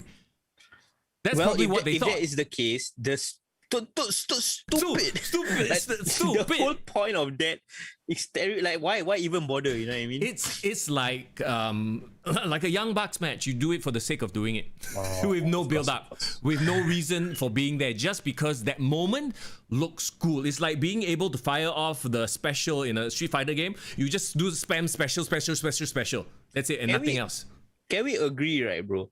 Outside of the SmackDown main event, which is the triple threat match, every single match had a terrible build. This is like one of the worst built WrestleManias. No hype, nothing. Everything came together just randomly within the last 3-4 weeks. Okay, Drew, Lashley, decent enough build. I think they both been putting in the effort. Even the next match, the build was quite good, you know. Let's wrap up this stupid feud. Great I'm glad it's over. Yeah, and that's it. Great performance by the two. Terrible storytelling. And then at the end, right, Strowman won, obviously. He dedicated the match to everyone who's ever been called stupid. Okay. One more thing. And a lot of people always say, Mister Young, you're always shitting on AEW. Look, I'm shitting on WWE right now, okay? He reinforced the stereotype of the big guy brutalizing somebody, using force rather than brains. What pissed me off the most about this angle is that ultimately, if you're like, okay, he's supposed to be dumb, right? So if he can prove that he's not dumb by outsmarting Shane, then he gets the moral victory, correct? Bro, you know what? I was thinking exactly the same thing. And you brought a great point. Yeah. The payoff of this match should have been Shane McMahon got outsmarted by Braun Strowman. Then that's how you get your moral victory. Then people will be like, oh, okay, yeah, see, he's not that dumb. He's not stupid after all. But no, he brutalized Shane with brute force, thus reinforcing the fact that he's just a big dumb guy. So you know what? Shane McMahon is the hero of the story, basically. This, like you said, this whole story was just they just wrote the bullet points on the napkin and then they threw the napkin away and they're like, what did we? Okay, never mind. Just week by week, we just booked this on the fly. You know, bro, if the match still happened the exact same way with a completely different build, right? People would probably say, oh, this was one of Braun Strowman's better performances in WrestleMania. Yeah, I will agree with, except for the fact that he was selling for Shane. That's unbelievable to me. After we just saw, Braun, to me, looks bigger and more imposing than Omos. Omos is taller, I think. Yes. But Braun is wide and has facials, bro. Yeah, and the facials. Yes, and the facials as well. To me, Braun looks scarier. So Indeed. Yes. SmackDown number one. It literally should have been what or not, bro? Remember the entire Kane and Shane McMahon storyline? Yeah. Where is the ambulance match, or when the one where Kane literally threw him from the freaking side of the rafters. Like, Kane was this unstoppable monster. Yeah. And you feel legitimate fear for Shane McMahon. Like, I know he's fearless, but him dealing with this monster, Kane is gonna kill him. Yeah. Like, that was what we should get the vibes from this Braun Strowman. And it would have been perfect because Kane is in the Hall of Fame this year. Yeah. It would have been a great nod to him. But no, we got Shane McMahon versus Thomas the Train. True. Oh dear God. Okay, enough. I hope they end this and Braun, I don't know what they have against Braun. He being punished for something or whatever, but I hope he gets something good. Moving on. Sure, indeed. Yes, very, very sexy abs, Ben. Miz and Morrison versus Bad Bunny and Damian Priest. Okay, this is the match that a lot of people were surprised at because of Mr. Bad Bunny. And I just need to get something out of the way. We already have a contender for the worst ever WrestleMania entrance in history. Ooh. Why? When the bunnies came out and Miz and Morrison gave the worst lip sync, cannot make it ever. That's the point. And I know you like it because it adds to their character. Yes. Like, it's supposed to be purposely cringe. Yeah.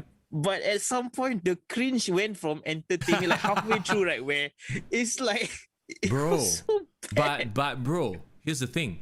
They are doing it on purpose, right? You know, in night 2, I don't know if you caught it.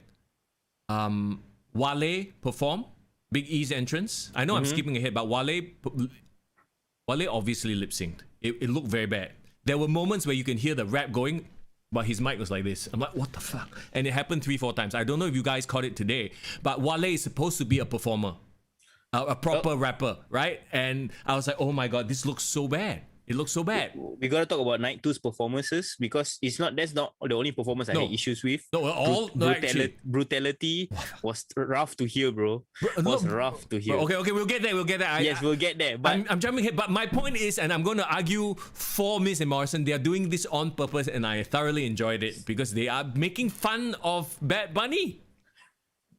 okay, I know they are making fun. I know, I understand the sentiments, but the thing was, there's a reason. If it's bad, it's so bad, it's good, right? Entertaining, I can accept. But this one is so bad that I don't know where to put my face. Like I literally, I was watching WrestleMania. I had audio on really loud in my living room, and then I have my brothers around me. They're playing their games and whatever it is. They are not wrestling fans, you know. My brother literally turned around and said, "What the hell is that? Why so noisy?" And I had to literally explain to him that, oh no, these guys are just making fun of a rapper. Then he was like, oh my god, abang, just lower the volume, can or not? It was annoying to the point of go away of heat, you know. Wow, but then if you then let them listen to the "This Is My Brutality" lagi worse, right? That is sorry, why bro. we can't compare shit with urine. Both suck. No. This was intentional shit. See, you cannot. Okay. This is my problem with trying to show mainstream people what wrestling is. And in a way, if you do hokey shit like that, and non-mainstream people, that's what mainstream people will look at and go, okay, wrestling is fake, it's bullshit, right? And that's why I have so much issue with a lot of the stuff AEW does. Okay, taking AEW out of the question, just purely focusing on this, right? Literally, Miz and Morrison last year put out another music video parody, which was not only super entertaining, but actually ridiculously catchy. That it made them, they were shitting on the people there, but I was super entertained by it. Do you remember which one? It's the one where all of them were on the top of this inside a mansion. They were wearing like Backstreet Boys white. I forgot what was the music video about. Hey Hey Ho Ho lah. It's Hey Hey Ho Ho, but Hey Hey Ho Ho. It was shitting on the Usos or something. Is it? I can't remember. No, it was their song. Hey Hey Ho Ho was their song because they tried to get that whole thing over. What? Yes, okay, I remember. But like that one is like Fandangoing, for example. Like it's ridiculous, it's what the fuck, but it's insanely catchy. It can become a thing. It's the way they did it was like you're right in the sense that you're trying to do it on purpose, making it bad. But this is like if they're gonna make it ridiculously catchy, but it's the exact opposite of ridiculously catchy. It's like ridiculously, I want to get it over and done with. Well, so by the time they reached the ring, right, and they started doing their half-hearted dance, right, talk about not committing, bro. That's a definition of not committing. No. That they were committing to their characters. So to me, I enjoyed the hell out of it. Well, I mean, we'll agree to disagree. Let's move on. So people in the chat are talking about how some of the bunnies lost their ears, which was very funny. I didn't notice. I did not notice this. A lot of people are saying that the live music was bad for this stadium because music, I guess, gets dissipated because it was an open air stadium, right? But the problem is, and this is not like, okay, I keep going back to the DX when they had DX. Chris Warren. Yeah. They played it live at I can't remember which WrestleMania it was. They did a live performance and it sucked balls. Basically, a lot of heavy metal, hard rock type performances sound like shit live. I'm sorry to say this for anyone who's a fan of rock music. It's not about, sounding pitch perfect. It's about the vibe. It's about, the moment. I can name drop you a couple of bands that performed at WrestleMania, the theme songs that actually sounded amazing. Like when Randy Orton came out to Voices by Ref Theory. You brought that up before. Yeah, like everything was on point. Perfect. To me, live singing performances, 80% of the time don't work. It's hit or miss. It's more miss than hit. I dare say, unless you're talking about the bagpipes for Drew or the violin for those are just instrumental performances. Those work. And then the anthem works because it's a proper singer. But rapping and like heavy metal screaming, yikes! It's painful.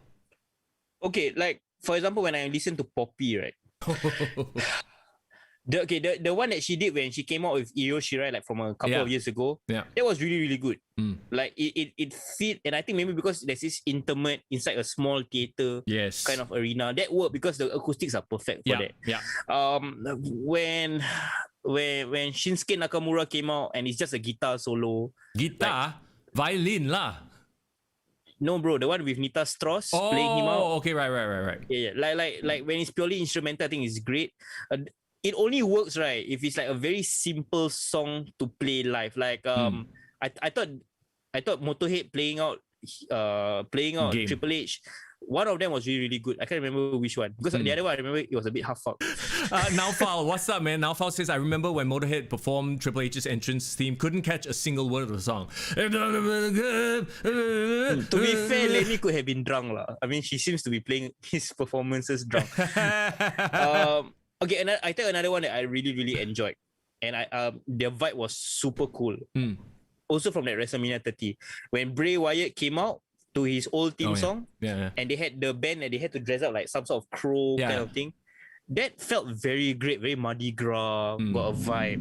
So to me, it's the type of music that gets performed, and heavy metal, rock music is very hard to pull off well live. It's just about the performance. Okay, let's move on to the actual match and not spend half an hour talking about music. Michael Cole, I remember this very clearly right at the start of the match, said Damian Priest is much more of a bouncer, much more than a bouncer for Bad Bunny. And the second he said that, I'm like, oh my god, yeah, Damian Priest is Bad Bunny's bouncer.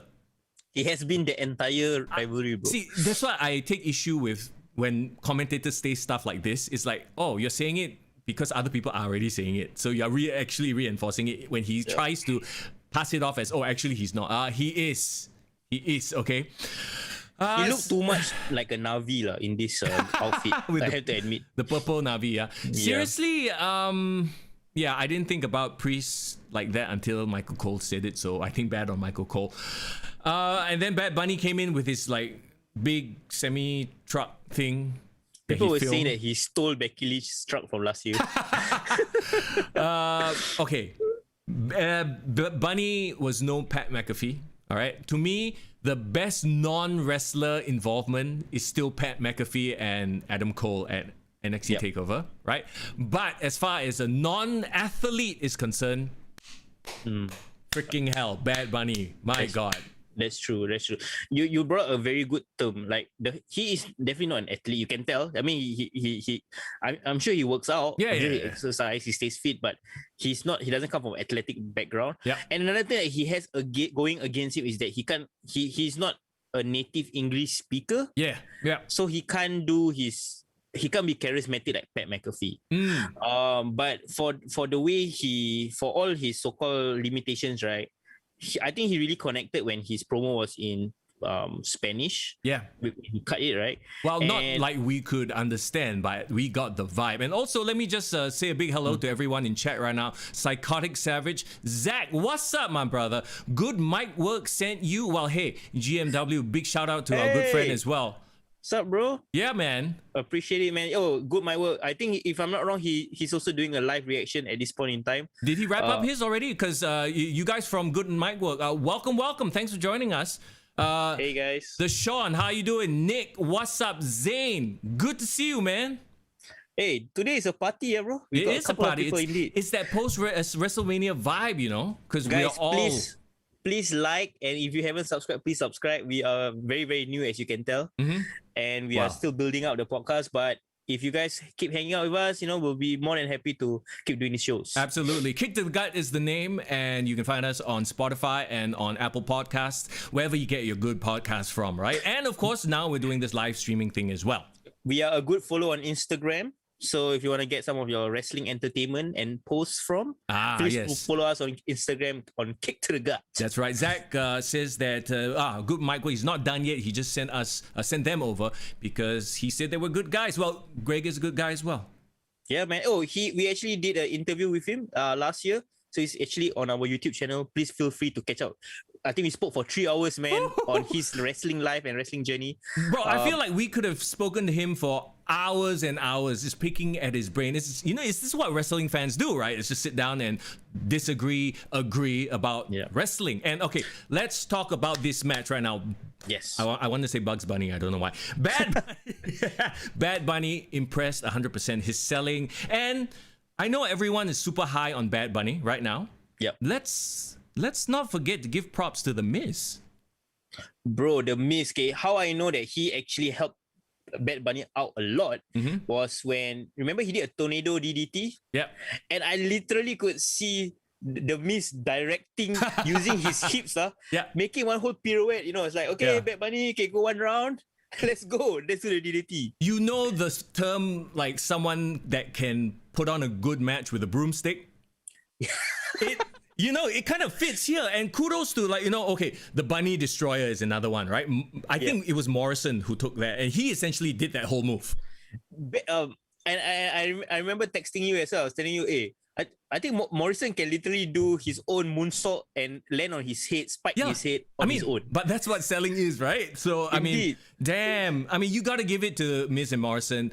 Company men through and through. They know this is good for business, so they went through with it, even though it's like, it's a celebrity. That whole mindset of, you're an outsider, don't come in and, we're going to put you through your paces. Thank goodness that is not there anymore. They know this is good for business. This match is similar, I think, in terms of like the objective of it as the Omos match, where the whole point of that tag team was to bring up the green guy and make him look good. For this tag team as well, the whole point, I think all 3 seasoned wrestlers were working very, very hard to make Bad Bunny look good. But where we should give props to Bad Bunny for is the fact that I know a lot of people is not willing to look past this fact, or they rather ignore it. But Bad Bunny is actually a cultural icon, like mainstream celebrity. Yes, Like if you follow music, if you Google him, you listen on the radio. I mean, you as a radio DJ, you probably would know his songs with Cardi B and all that. Sure. He is like, I know it's very hard to translate, but imagine if Justin Bieber was super passionate about wrestling and actually trained in the performance center and was super humble about it and every time Justin Bieber went to Saturday Night Live or Jimmy Fallon, every time he performed, he had the 24/7 title. Yeah. Look, there is no doubt that he is a cultural icon, and having him there does good business. So my only problem with this is Damian Priest. And I know a lot of people say he looked impressive. He looked physically impressive, yes. But to be honest, did he look more than a glorified bouncer? I argue no. I argue that when he got the hot tag, the crowd was like, meh. Because everyone was so impressed with Bad Bunny. Where does Damian Priest go after this? I feel to the main event, i.e. the show main event. Okay, here's where I think Damian Priest will still, I guess, flourish, or he won't really go all the way back. I think he will stay at the mid card going forward. He will be contending for the US title. You know why? A lot of his old running buddies are part of that division right now. He has his Riddles, he has his Keith Lees. I think you know what? I'm really looking forward if Damian Priest were to do a match with Sheamus. Right. How Weezy, how are you doing? Another one sent by our good friend Good Mic Work. Hey, how is he? Always is on Good Mic Work's stream. Right. Did he mention us or something today? Or like, what's going on? Yeah, he must have, right? Brian, what's up, man? How you doing? Yes, Good Mic Work basically referred a bunch of people over here. So yeah, we definitely need to give him a shout out. I'll drop him a message on Twitter, man. DM on YouTube as well. Edison says, Edison says, I don't want to hear any more hate towards Bad Bunny because he really paid his dues. Yeah, for sure. Like he, unlike a lot of celebrities of the past, you can tell when they're like, I don't know why I'm here, but I'm here anyway. Like Mike Tyson really enjoyed it, and he was like on every Raw leading up to his main event, right? Yes, that's true. Div Royalty, I think, is a bit thirsty for Damian Priest. She said, not enough Damian Priest for me. Yes. Yeah. Hey, you know what? Damian Priest is. I think he's like, he got the Razor Ramon vibe. Yeah, he definitely does. He's a smooth, cool fella. Except for the Navi hairstyle. But other than that, I think she's vibing, bro. Hot tubs in the back of the performance center parking lot. Okay, can I just say one more thing about Damian Priest? I think this might make Div Royalty a bit happy. What's that? when he was posing, right, he did a very weird peace sign when he was posing at like the ring. Right.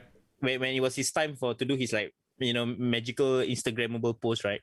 The first thing I thought for some reason, right, was, Pokemon Team Rocket. Like he looked like this anime character.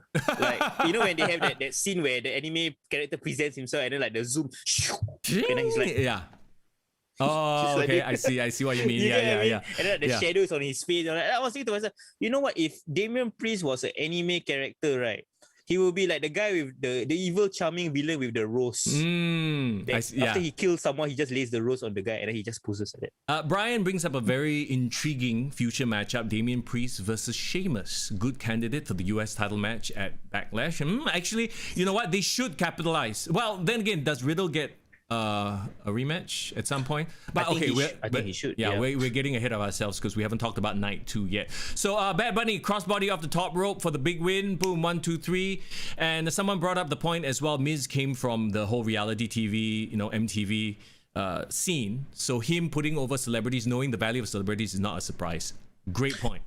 Indeed. And like at the end of the day, right, Bad Bunny just elevated all three of these wrestlers. He might not have elevated them in terms of wrestling terms, but in terms of on-screen profile, in terms of celebrity exposure, like The Miz. Hey, if The Miz becomes Johnny Cage for next year's Mortal Kombat or the next Mortal Kombat series, it might be because the director was watching WrestleMania, bro.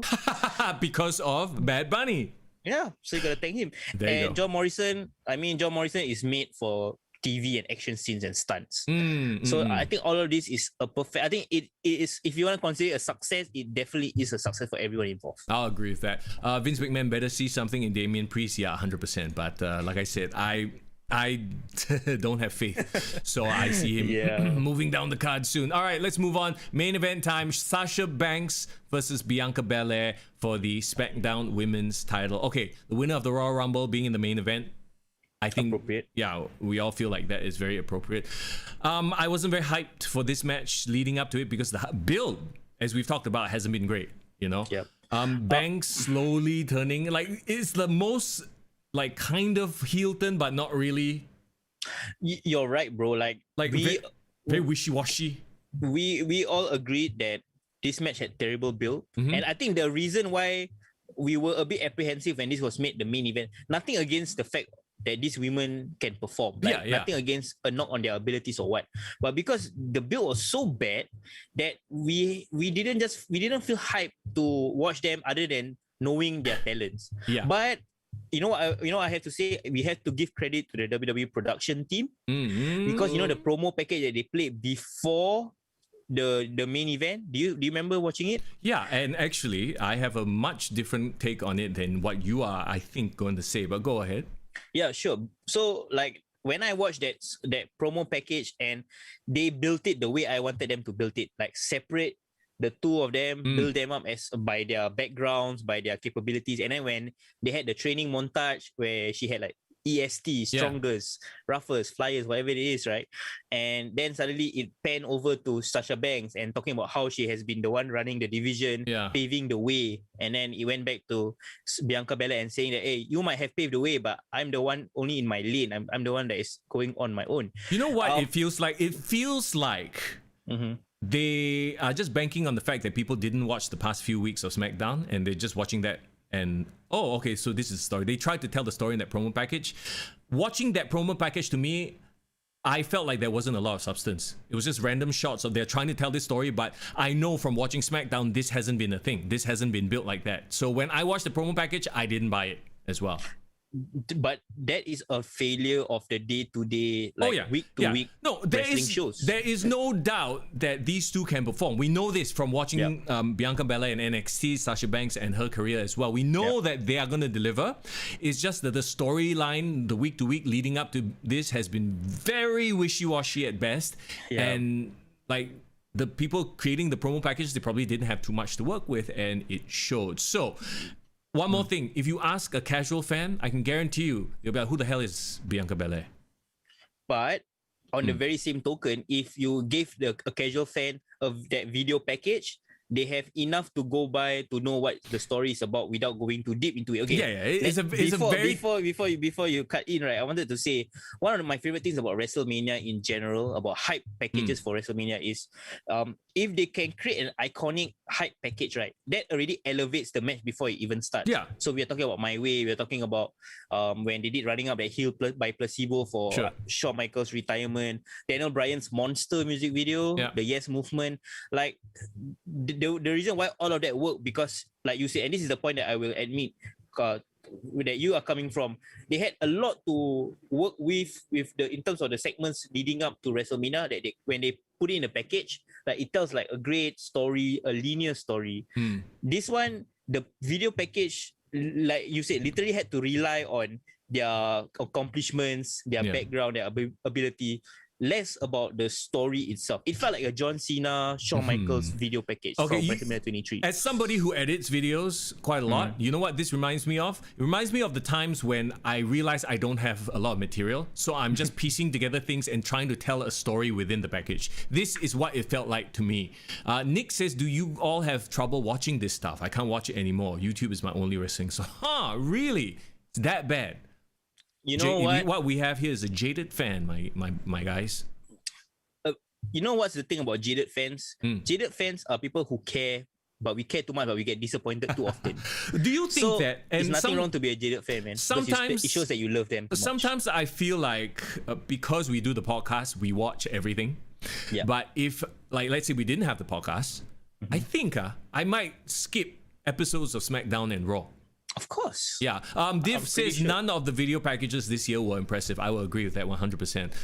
Let's move on to the actual match itself. Okay, what I really appreciated was Bianca, like her facials. Once again, we're talking about being in the moment and acting, right? Yep, right at the start of the match, she was like on the verge of tears, sort of selling that idea of, holy shit, I'm here, I'm the newbie. And actually, I wish this was the story they told. Because, like, you know, the whole way through, she's been like, I'm the EST, I'm the best. So it's very hard to root for someone who doesn't, like, have the humility in a way. Because Bianca hasn't had that long, dominant run on SmackDown or Raw. In fact, to see her in the main event, right? It's a bit like, she won the Royal Rumble, but there's no history there. You know what I mean? So you're basically saying that if they had added that into the story, where it was real, she genuinely had this feeling like, I don't know whether I can deliver. Am I good enough? You know, I really like the fact after the show, she was caught, like, you know, saying a prayer to herself. Yeah. Like all these things, if that was part of the story that they weave in, like showing her doubts, I think it would have made for a very compelling match. And Sasha, being the cunning heel that she is known to be or has played in the past, right? She could have been the one, like, I'm the ESC, I'm the best, but you haven't been at WrestleMania. You're not in the main event. And then, like, her being like that sneaky heel, slowly planting seeds of doubt. Can you really do it? Are you sure? This is main event. Like, you've been main event NXT, big deal. This is WrestleMania. Can you do it? Like, I feel like if that was the story, like, right at the start, I'm like, holy shit, this is a good story. This is the story they should have told. Like, you know, her doubting herself. One of the statistics that everybody knows coming into this was that Sasha Banks has never won a match at WrestleMania. And if Bianca Belair has brought it up as a way to, like, poke at this flaw of hers, this chink in her armor, she would probably have had her own doubts. And I like that both of them had doubts, because what made WrestleMania 17's main event work so much was when Steve Austin keeps talking about how he needs to beat The Rock. So the overarching theme was this desperation. I need to prove that I can still be at this top level. While The Rock, you can tell that The Rock's whole shtick was, you don't have to worry. You will get the very best version of The Rock at WrestleMania. So this team was not just, I'm the best. Let's see who is the best among both of us. There's this need to establish myself as the main guy. There's this need to establish myself that I am still the top guy. So I felt that chinks in the armor, if they had poked at it towards the road to WrestleMania, I think by the time they came to the ring, right, like the anticipation would have been so much greater than it was. I think, like you said, except for maybe one or two storylines, a lot of the stories weren't built well, and this is a classic case of one of them. Yeah, like you said, there was no like doubt. It was just basically weeks and weeks of I'm the best, I'm better than you. Oh, look at me, I'm so good. Oh, look at what I can do, I'm the fastest, but you're not the best. Like, okay, like that's why the promo package had no depth, no feel. Can you imagine if the promo packages had moments where Bianca like looked like, hey, shit, can I do this? Like had those moments of doubt? Then I would have been yes. And then when she finally won, she overcame the moment, right? Wow. She proved herself. Bro, you literally reminded me of a Shawn Michaels package, because Shawn Michaels is so great with his facial. He always shows vulnerability in his rivalries. Yes, and that is what separates the greats from the good, right? Like there is that doubt, like, oh shit, he doesn't even believe. But you know, I want him to win. I want him to make this happen. And when he finally does it, it's like, yes! And kudos to Belair for sort of conveying that right at the start of the match. When she got emotional, right? That's the part I'm talking about. Yeah. Nick says, new to the channel, haven't been really watching Raw or SmackDown since 2019. Can't stomach it. Watch a lot of YouTube clips. Yeah, I feel like that's a lot of what this generation, the younger wrestlers, younger wrestlers, this wrestling fans of this era anyway, are doing, because there's just so much of it. You don't really have time to watch a 3-hour Raw or 2-hour SmackDown. You just catch the best, and that's why YouTube, WWE's YouTube, like you watch that all the time, right? Yep, that's true. And I admit, because why watch 2 hours of SmackDown when I can watch SmackDown top 10 highlights from what happened on SmackDown? Right. You know? Well, you know, I like to pick apart stuff, so there you go. But you're right, the viewing habits has changed, and you know what? It's still okay to just watch a bit clips here and there. But the great thing about YouTube is there's a community, so you can always share your opinions regardless. So let's move on to the actual match itself. I mean, come on. These ladies tore the house down. Best match of the night, in my opinion, by far. Okay, all right. By far, no, like really? Really, yes. Even better than Cesaro and Rollins, in my opinion. Okay, not Cesaro. And I love Cesaro. Yeah. Okay, the reason why I thought it was such a great match was because, like you said, the thing that switched it up to a next level, right, was when I saw the emotion on Bianca Belair and I saw the smile on Sasha Banks and I saw how the crowd reacted. This felt like a history-making moment. I was just a bit disappointed that I wish like they set this in stone that this was the main event earlier, then they can put it as part of the storyline packages. Obviously, they did not.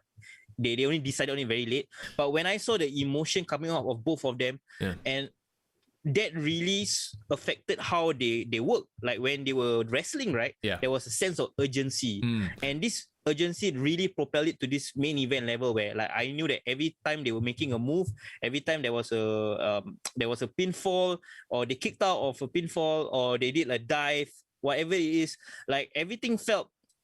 It led to the next thing, where it was like that. There's a difference between a spot fest and there's a difference between everything was leading towards a story that was being told. So that was the thing that really helped elevate it for me. We don't need to talk much about this match because it was very well done. You just have to go and watch the match. If you watch this match, ignoring the build-up, ignoring the shit story that they told, I think that they did exactly what they were supposed to do. Referee Ryan also mentioned that, and I think Michael Cole mentioned it in commentary, it was the first time that two black women main evented WrestleMania as well. Yep. And you know what better way to represent, two strong, powerful athletes than Sasha and Bianca? Okay, we need to talk about the hair whip though. Did you hear that shit? It sounded like a gunshot going off. For a second, I was like, is that a fake sound effect? Holy crap. Like literally, it sounded so loud, like whoosh, right? When Bianca used the braid. You know how I know it's not fake? When you see the first 5 rows at the front of the audience, everyone recoil, like, Chris Tucker, like, damn! Like, I literally saw someone like pirouetting, like doing a circle, like, holy crap, like they couldn't believe it was that loud. Immediately you saw the scar. Yeah, the timing was too perfect for it to have been fake. So wow. Yeah, and the scar on Banks right after that whip was ridiculous, yo. Yeah. Oh, you know what? I honestly, we know that it's fake hair, I mean, it's an extension, right? But still, it is. But then I was looking at the hair, I was thinking, like, you know what? It's quite thick. It might actually be as thick as a rope. Like the rope. Dude, So like if someone were to whip me with that, oh my god, yeah, I would probably. Yeah, everyone agrees that the whip was damn loud. Okay, at what point does the hair whip thing not result in a DQ? Oh, it has to, right? Like, I mean, come on, it's a foreign object at this point. It's foreign, bro. You know, it's foreign in the building, man. Come on. The fact that she wrestles in that though is amazing. Yeah. I mean, can we liken it to like Bob Orton forever in a cast? Like, is that the same concept? I guess. Edison say CB, I can hear all the way in Singapore. Yeah, man. We here in Singapore watching it in another time zone, we could hear it. Yes, so yeah. Imagine how it was in America. You can hear it in the multiverse. I will give one bit of criticism to it. One. Sure. And it's like minor. The final sequence was very predictable. As in the last few, like, you know, there's that moment where you know this is the end of the match. I don't know if it's because we've watched so much wrestling, like WWE style main event, we can kind of call it. Yeah. Like, while on the opposite end of the spectrum, like the Asuka Rhea Ripley match was the opposite. I didn't call the end. This one, I was like, okay, the ending is here. And boom, it happened exactly when I was like, oh, okay, they're setting it up. So it was a bit predictable for me, but like I said, minor point. Yeah. No, that was why I replied to you when you said that to me. I said, bro, your comments What? No, I'm just... No, it was funny to me because I okay. felt like I can never make Mr. Young happy. So I will never even try. No. I see, that's the thing. It's like, I am happy. I'm just, very observant in that way. Yeah. And... I can give you an example, right, of a predictable finish that is very satisfying as opposed to something that's unpredictable and people are like, huh? Yeah, Is that it? Like nothing else happened? When you compare this main event to the WrestleMania 35 main event with Becky Lynch, Sasha Banks, Becky Lynch, Charlotte Flair, and Ronda Rousey, where she just did that random, that random pin, right, that crucifix pin out of nowhere, like that. I thought we were in the middle of the match. I thought it was a false finish. And then when it ended, I think like the energy just went out of the stadium. They were like, that's it. So I rather the crowd can kind of guess that this is going to happen and the anticipation is there. And when it happened, like there was this huge burst of relief and release. Like literally, the father jumped out of the barricade. Do you remember that? Yeah. No, that was. I thought it was like, whoa, what the hell? Who is this crazy guy? And then it's like, okay, that's that. That makes sense then. Yeah. There we go. Wrapped up. Night one. I think night one set the bar very high. Indeed. Let's go to night two then. This morning for us here in Singapore, and we start the show with Titus O'Neil and Hulk Hogan dressed up as pirates. No. And Hulk Hogan got booed again. Bro, I think Hulk Hogan got booed because his outfit was atrocious, bro. he looked like the grandfather doing a cosplay because his grandchild forced him to. I don't know why. Titus got cheered because I guess this is his hometown as well. Yeah, the segment came out very lame. I did not enjoy it. And then it all goes downhill from here because we got Randy Orton versus The Fiend. Okay, I think some people brought it up that Randy has worn white before after Evolution, but I don't remember ever seeing him wearing white trunks. Yeah, it felt very new to me. Like when he wore it, but I was like, oh, okay, interesting. I have a theory as to why. It's the same reason why the Fiend's mask is so white. It's so that it pops in the red light. Is it? Yeah. To me, I feel like that is the case because if he were wearing black trunks, he would sort of blend in. Then there would be no contrast. But with the bright white, you see the contrast in the red light. I think that is what it is. Were you happy that they brought back the red lights? I didn't mind it because they felt clear visually to me because they wore such contrasting colors. Like the Fiend's mask was whiter than before. I don't know if you realize this. Yes. It felt almost like plug. Yeah, like fresh, right? Like I'm like, okay, you put the red light on it, it pops. I think that's the reason. Now, let's get to this. The whole time Randy was just muttering to himself, talking about committing to the character. I loved it. Yes, and also I'm actually not against the fact that the Fiend wore back so-called his old gear. Okay. And didn't wrestle in a Chauta outfit. Apparently, the WWE has some sort of a healing tunnel where when he walks through the tunnel, he can heal his wounds. Because he literally showed up in the Chauta, the charred outfit, right? He walked down the tunnel and then they put some effects from 2001 And then Bro, I need a spiritual retreat there, man. That tunnel right can heal me in the soul. Bro, I don't know how much they paid for that special effects, but they need to pay more. Maybe talk to Lucas. George Lucas or something like that. But be that as it may, he returns as regenerated Fiend, whatever. Right, great. And then you have the box. Really cool intro. These are WrestleMania moments, right? Yep, indeed. And then yep. The match itself, it was nothing to write home about. It was your typical Fiend match. He sells a bunch of stuff. He sells a bunch of stuff. It's very it's okay. It's like watching old Undertaker matches, except for the end. Okay, let's get to the finish because that is what everyone is talking about. The match itself was nothing fancy, right? Alexa Bliss all of a sudden is on top of the box, bleeding black tar. Great visual, by the way. Carl, can we just say that Alexa Bliss looks amazing from the start all the way to that moment? Yes, character-wise, I mean, she's really in depth. She's really fallen down this rabbit hole, and now she's just a pure evil Bliss, right? When she started splitting out all those like black thing, I thought of her as like a squid, like a sotong. Okay, sure. I was like, okay, why? Okay, what's up with all this? But you know what I was thinking? If this was Attitude Era, all that would have been red blood. Oh, no. The black tar works. It's throwback to Ultimate Warrior.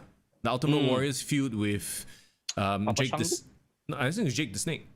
Was it Papa Shango? I forget. That when I he think was it's like Jake the Snake, but Papa Shango was like an accomplice. Oh yeah, so he was like giving the voodoo stuff, right? And then he was like spewing black tar. Anyway, yeah, that distracted the Fiend. Yep. Randy gets the RKO and pins him 1, 2, 3, boom. All right. Okay, so here is the big issue, right? The way the whole feud was set up, it was 4 months long. Yeah. All this build. The payoff, everybody assumed was the Fiend is gonna come back and destroy Randy, whether it's like mentally destroy him or like destroy him in the ring, whatever it is. People would accept if he was a squash, to be honest. If like what Undertaker did to John Cena in 2018, they did it here, they will be, oh okay, we understand that's the story. Yeah. But instead, it seems like they are extending the storyline, bro. This is one of those times where swerving us doesn't pay off, and I feel bad for Bray Wyatt because has he ever won a WrestleMania match? Has he ever done well in WrestleMania? Yeah, and has he ever winning is not the issue, right? It's like coming off looking good, and every single WrestleMania he seems to look like a jackass, and that's twice he looked like a jackass in a program with Randy Orton. So what the hell is going on? So Randy Orton has fought Bray Wyatt twice at WrestleMania. Both times he has won. Yeah. Both times the match has under-delivered after so-called quite good bills.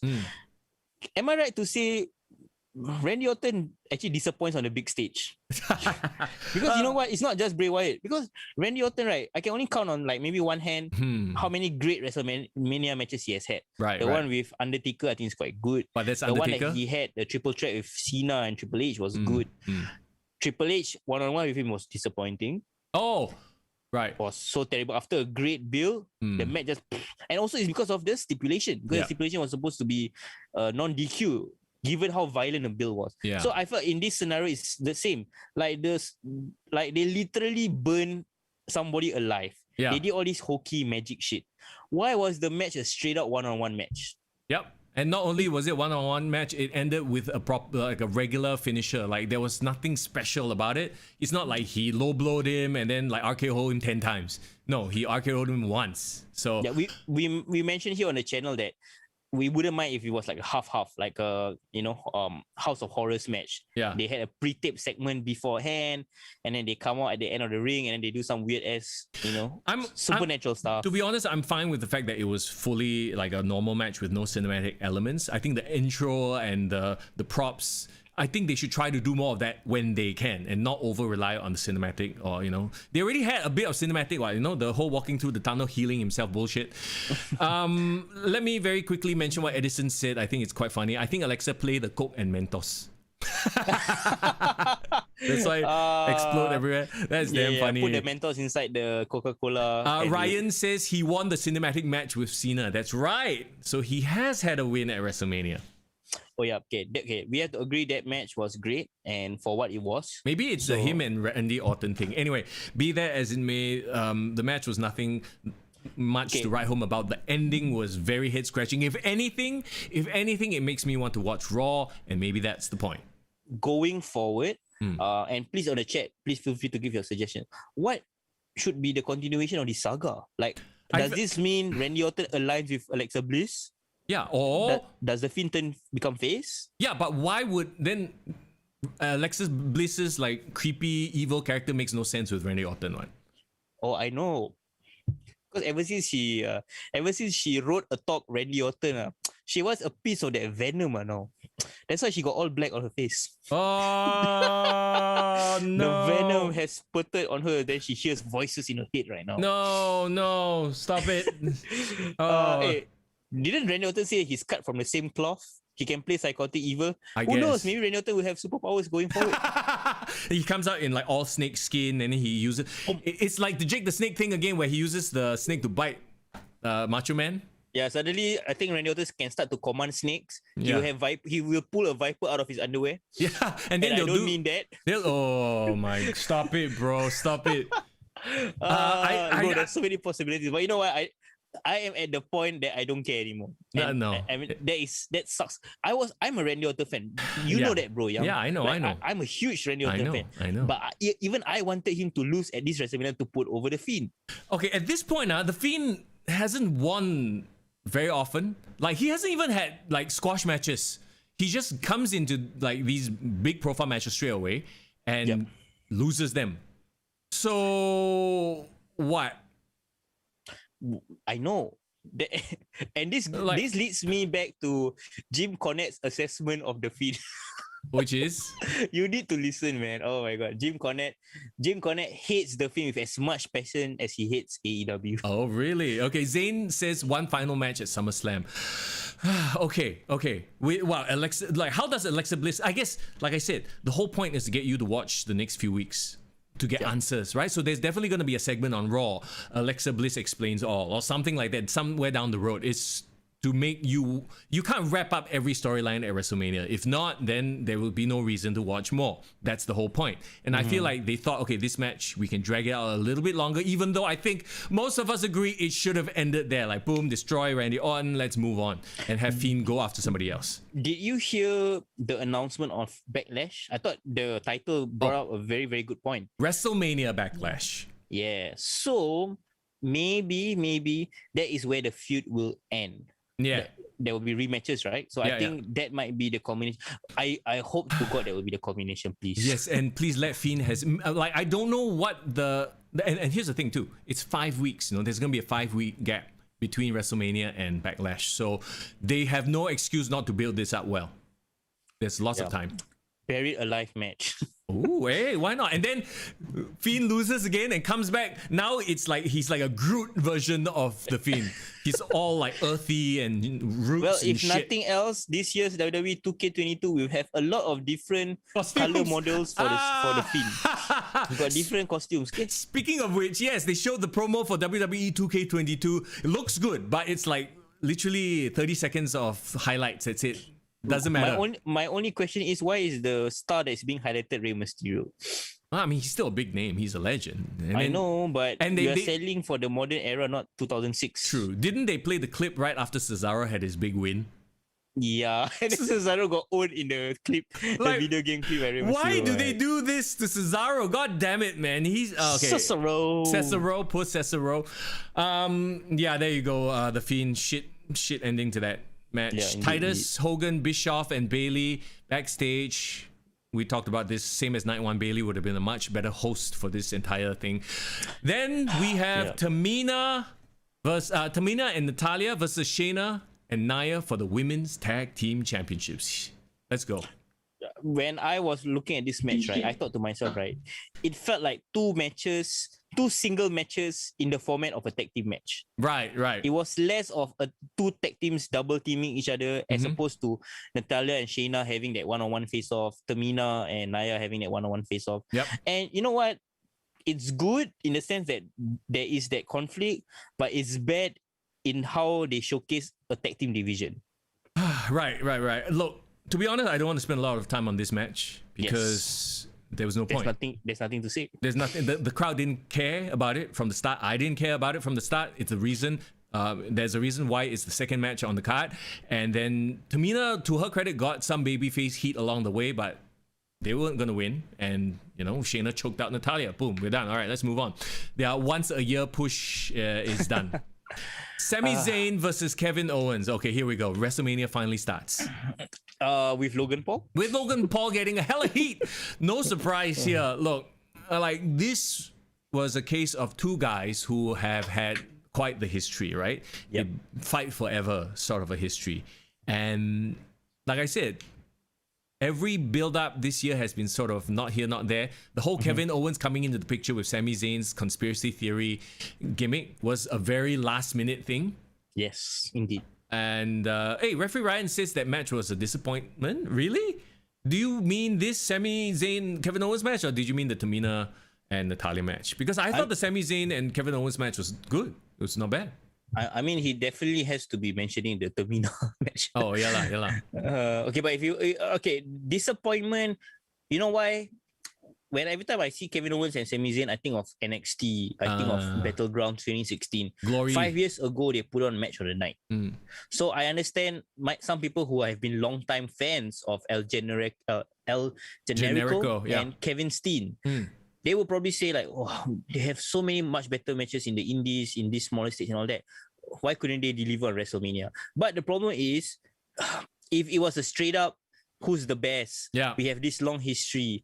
Then that match could be a work rate match. But now there's all these conspiracy theories. There's the Logan Paul thing. Okay, the conspiracy theory stuff didn't really even play into the reason as to why they should have a match. Like, Yep. oh, Kevin Owens just wants to knock some sense into. This is just like the Sasha Banks and Bianca Belair build. It was some random tacked on shit last minute. All right, we know that they can work in the ring. We know they can go. So let them perform. But we need some sort of backstory. Let's just pull something out of our ass.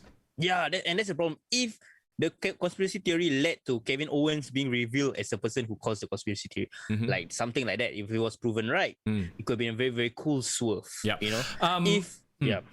The match itself, like I said, don't need to go too deeply into it because it's a really good match. If you just watch it by itself, like, okay lah, they know each other very well. They're not gonna have a shit match. If anything, it's good or great and onwards. I like during the match itself, the commentary, right? Cole called the Michinoku driver a Blue Thunder Bomb.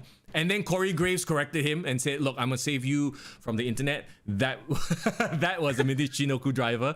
And that's why I love Corey Graves. I don't know why he doesn't get enough credit, but he really he's the perfect color commentator for this era. Yeah, because he's modern, he's really on the pulse. Yeah. And if you listen to his After the Bell podcast, right, which I think is a very underrated listen, by the way. Yeah. He does give his hot takes about like things around WWE, which I feel like it's not that it's controversial, but like because of with regard to him being an employee, the fact that he can give such opinions, like people like us who are technically fans only, right, talking about the product, he can give all these like so-called opinions that is more in line with the fan thinking. I think it's pretty cool. Well, because you must realize, and I think all of us realize, we are in the reality era. If they ever were to label this era, this is the reality era where the line between, there's no real kayfabe anymore, right? Indeed. Like these guys can talk about them playing characters already. So this is not a surprise. He's the perfect guy for this generation as a color commentator lah. Yeah. Speaking of reality era and reality stars, what I like about Logan Paul's involvement is that he didn't get involved in the match until after the match. Yes, I think that was done with the wrestlers' input. I would like to think because if like they needed to just do their match. Yep. Logan Paul being there and then coming in. Okay, so KO wins with the stunner, right? Logan comes in, tries to like shake the hand of Kevin Owens. Sammy gets in his face like, hey, you're my guest, what the hell? And then I love how they teased it. They milked, and this goes back to every wrestler always says, all the legends whenever they're interviewed, take your time. Let the audience sort of get it first. Like I was watching it going, stun him. You know what I mean? Yes. And please stun him. Yeah, please. And Logan Paul, to his credit, knows that he's a hated individual. So people would cheer the fact that Kevin Owens stunned him, right? So it's like, and you could see like Kevin Owens like looked at him like, okay. And then he milked it. See, that's what makes a good performer, right? Yeah. He didn't rush into it. He just waited for it. Here's a stunner. Boom. All right, there you go. And Logan Paul also sold it quite well. So the thing that is great about a stunner, right, is it almost feels like a rite of passage. Like it's almost feel like a compliment to get stunned. So it doesn't matter whether you're face or heel, right? Like as long as you're in a ring with a guy who can do a stunner, the expectation is you're gonna get stunned at least once. Yes. You know? Yes. So like I think the great thing for that with regards to Logan Paul is he can come across as a face, he can come across as a heel. Even if WWE presented him as a face, right? Probably Kevin Owens being his character will still just stun him for the sake of it. Yeah. Like what Stone Cold would have done. So it's the exact same fight. Loved it. Great match, great finish, shit build. Matt Riddle backstage. Okay, here we go. Finally, the moment we all were calling. Right? You're talking about Great Khali with Matt Riddle? No, but to be fair, when it happened, I was like, what the hell? Why is he talking to Great Khali for? And I don't know if they planned it, but there was a weird moment, wasn't there, where they were both just standing there like, is the next line yours? Like, they had this weird moment where they were both like staring at each other, stare at the camera, stare at each other. You know what? Like, I'm not surprised if it was Matt Riddle just either forgetting his line or really trying to be in character, because both seem to be too similar, really. Well, I mean, Khali, he probably was, maybe he forgot his line. He's not very solid in his English, right? Yes. So they both were just kind of like, and then Rob Van Dam walks in. Oh, the crowd pop, man. No, the crowd popped, and then he Because plugged. they know where this was going. Yeah. And like, I mean, we all called it lah. You know, he plugged his RVD rolling papers. Huh? Is that really a thing? No, because he was saying that he wanted to write something down, right? That was what Matt Riddle was asking him. Hey, you got something I can write this thing down? Then he was like, I don't have anything much, but you know, maybe you can use my rolling paper. Yeah, like what? Okay. Does he really have that? Does he really sell rolling papers, or is that a joke? I think he might actually sell, you know? And then he like literally used the opportunity to plug his own product. Let me just Google this really quickly while Foreign recovers from a bit of lag here. RVD rolling papers. Oh, is that supposed to be a play on Rolling Thunder? Yes, I can hear you. Rolling paper is a drug reference, bro. I know, it's to roll weed like in. Yeah. So like he doesn't have rolling paper. I think he was just making a joke that he got some paper, but the kind of paper he has is rolling paper. No, he really does have rolling paper. He sells rolling papers. And he used this as an option to plug. I'm looking at the website. RVD CBD, as in, you know, cannabis. Holy shit. $4.95 a pack, I think. 1 book, 3 books, 10. Yeah, okay, so you can buy. What the? Okay, Bro, so yeah. You know, maybe you should Google search like RVD mentions rolling paper at WrestleMania. No, why? He literally has a website that sells like CBD oils, topicals, gummies, and smokables, dude. Okay, so here's the two things that I'm very curious to know. Yeah. So WWE is openly, you know, peddling drug items on their shows now. I wouldn't say openly peddling, but I mean, they're acknowledging. Yeah, in certain states it's legal. So, you know what's funny? I think it was not this week, but I think last week or something when on Raw, when Matt Riddle and the New Day were having a conversation. Yeah. And then he was like, you know, being in the ring is like the highest form of highs I've ever experienced. Like all these so-called subtle references, that was what made it funny because it was subtle. But this one was very on the nose. But I mean, we all wanted it though. We all wanted RVD and Matt Riddle interaction, and we got that. So I'm not going to complain. We know there's going to be a so-called drug reference. They're going to be all bro with each other. So I got what I wanted out of that segment. So I popped lah. I legitimately smiled when I saw that. Divaralty says Mr. Young's search history is going to get flagged. Yes, we are in Singapore. All these things are illegal here in our country. But here we were last week talking about how they're going to make high references and make subtle jokes, and they weren't even subtle with it. I got rolling papers. You want? Like, what the hell? They just gotta love went and WWE. threw it right out there. There was zero subtlety, but okay, yeah, sure, fine, whatever. So, anyway,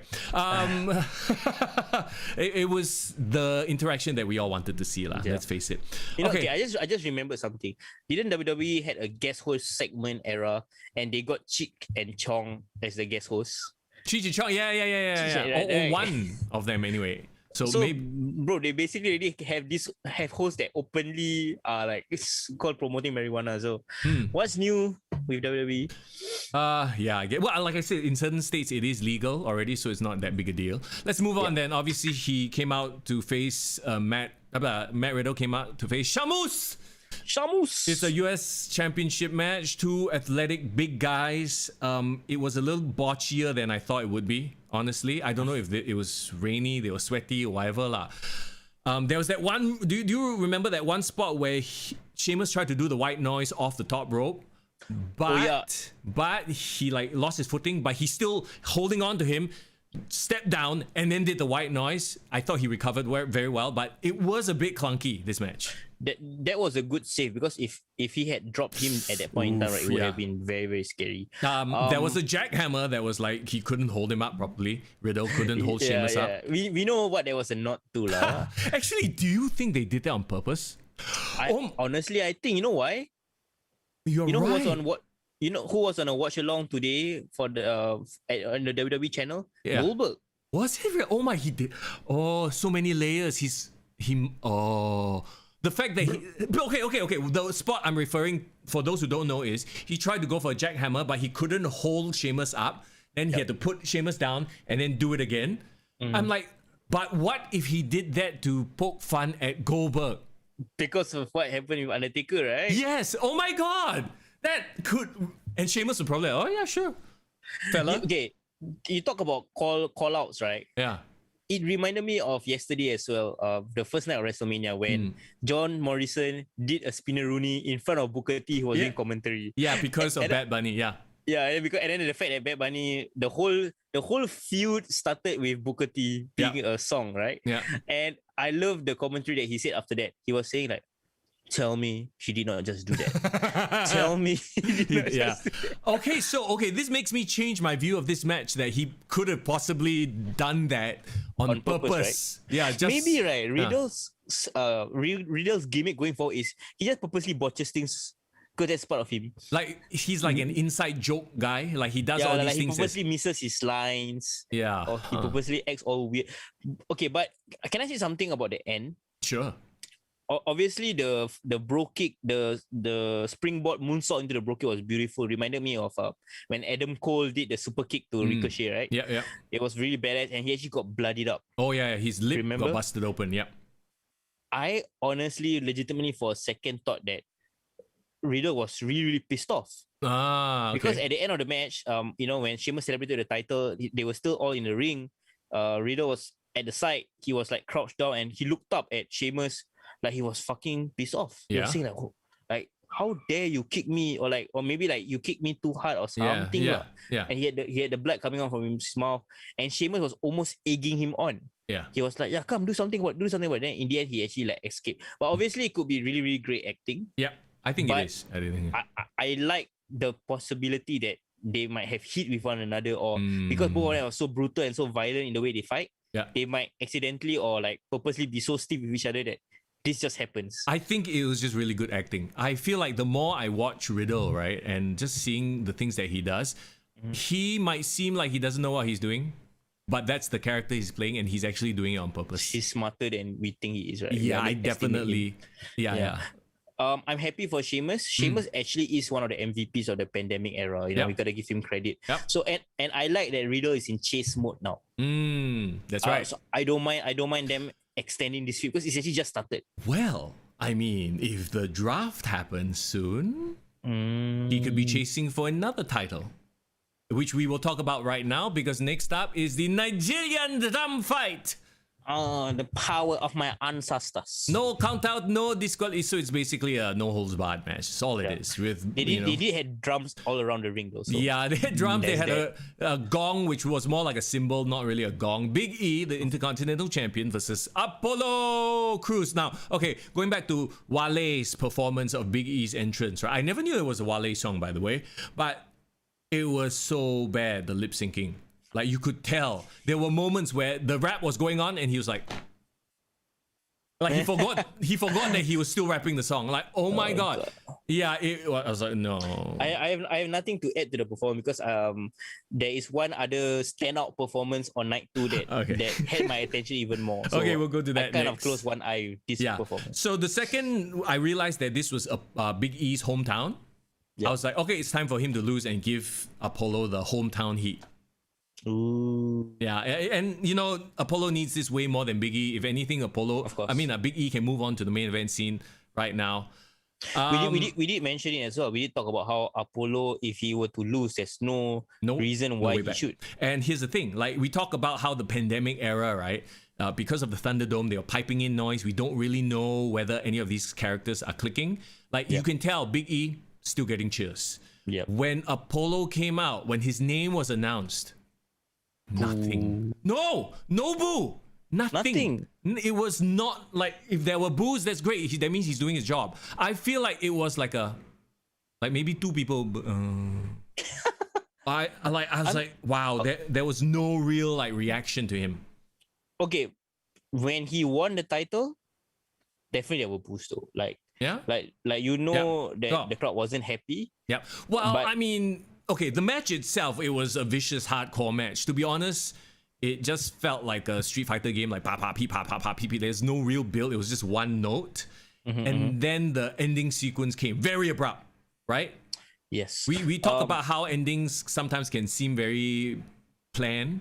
This one seemed very like out of the blue. This guy, who the commentators, who is this guy? We have never heard of seen this guy before. Daba Keto, y'all. Daba Keto. Bro, you guys literally want to try to pretend that Raw Underground never happened. Well, okay, here's the thing, and this is my excuse for them.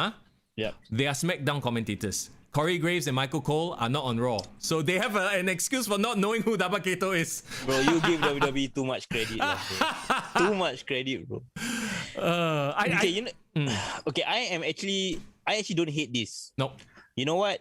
The fact that not only did he appear and interfered with the match, he was wearing some Royal Palace Guard African outfit. So he's supposed to be like some Nigerian like guardsman for Apollo. Correct. So like, if like Black Panther had his Dora Milaje, he's basically the bodyguard in waiting. But you know what? This makes me excited for. What?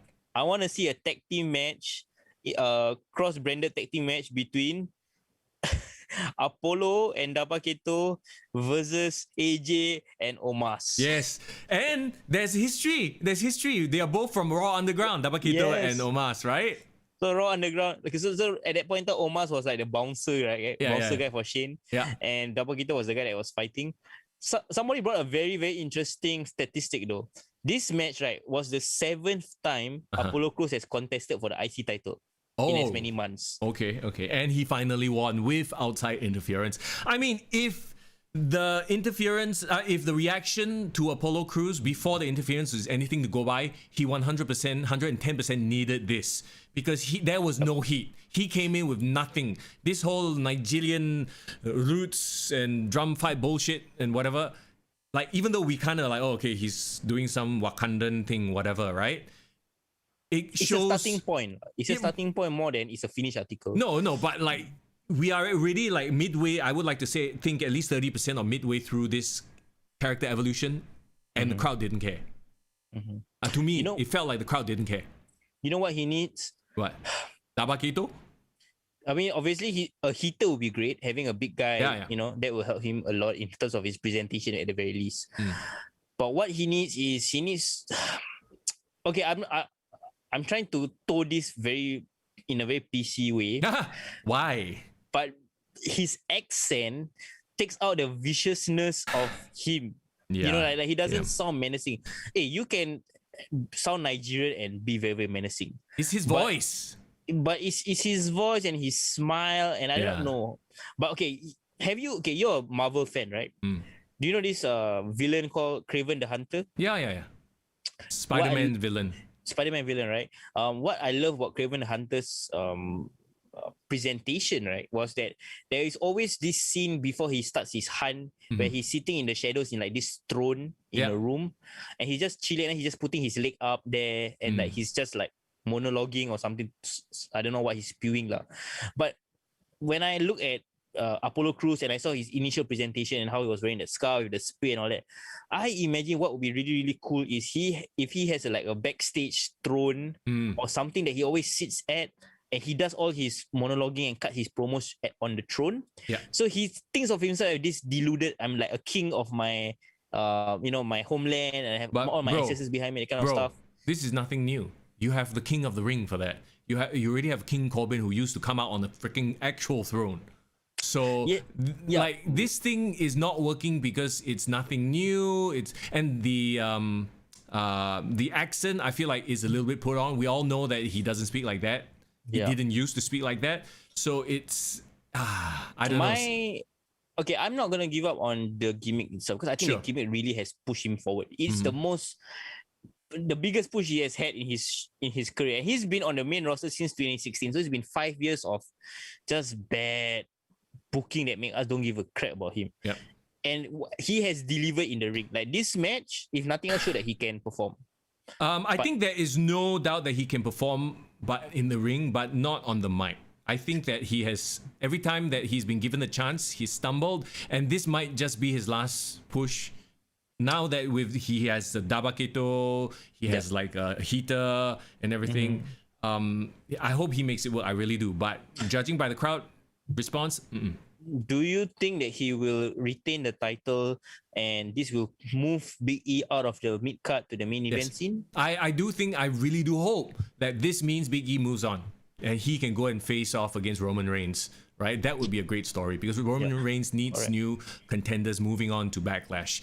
Apollo Crews, like we talked about, now he can go and face off against other people. He needs to have some dominant wins first. Yeah. I said, right? I want him to eventually have a clash with Cesaro. Yeah. Well, maybe Cesaro could be the guy that dethrones him. Yeah. I think Cesaro being in the mid card, building him up would be a great way to keep his momentum even after the Seth Rollins loss. Apollo Crews, no, like you said, like he needs to have dominant wins, but I think he needs to have another good rivalry after Big E. Right. Well, I mean, the whole point of giving him Dabaketo too is that now Dabaketo will do all his dirty work. And make him a more quote unquote menacing, because maybe he didn't feel menacing before. He's just this guy with a big weird stick looking. I don't know what that is. Yeah. You know what I'm actually interested in a this is just a very random match that came to my mind. Yeah. I would really like Apollo Crews versus Murphy.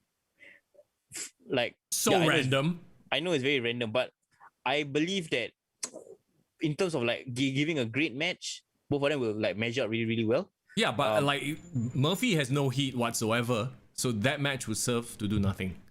No, because you talk about giving Apollo Crews dominant wins, right? No, but it has to be dominant wins over people that care about, not the mid card of main event. Okay, so like the Rey Mysterios of the world. Yeah, like some like whoever, like like your Cesaros, like your Shamus. Or Kevin Owens?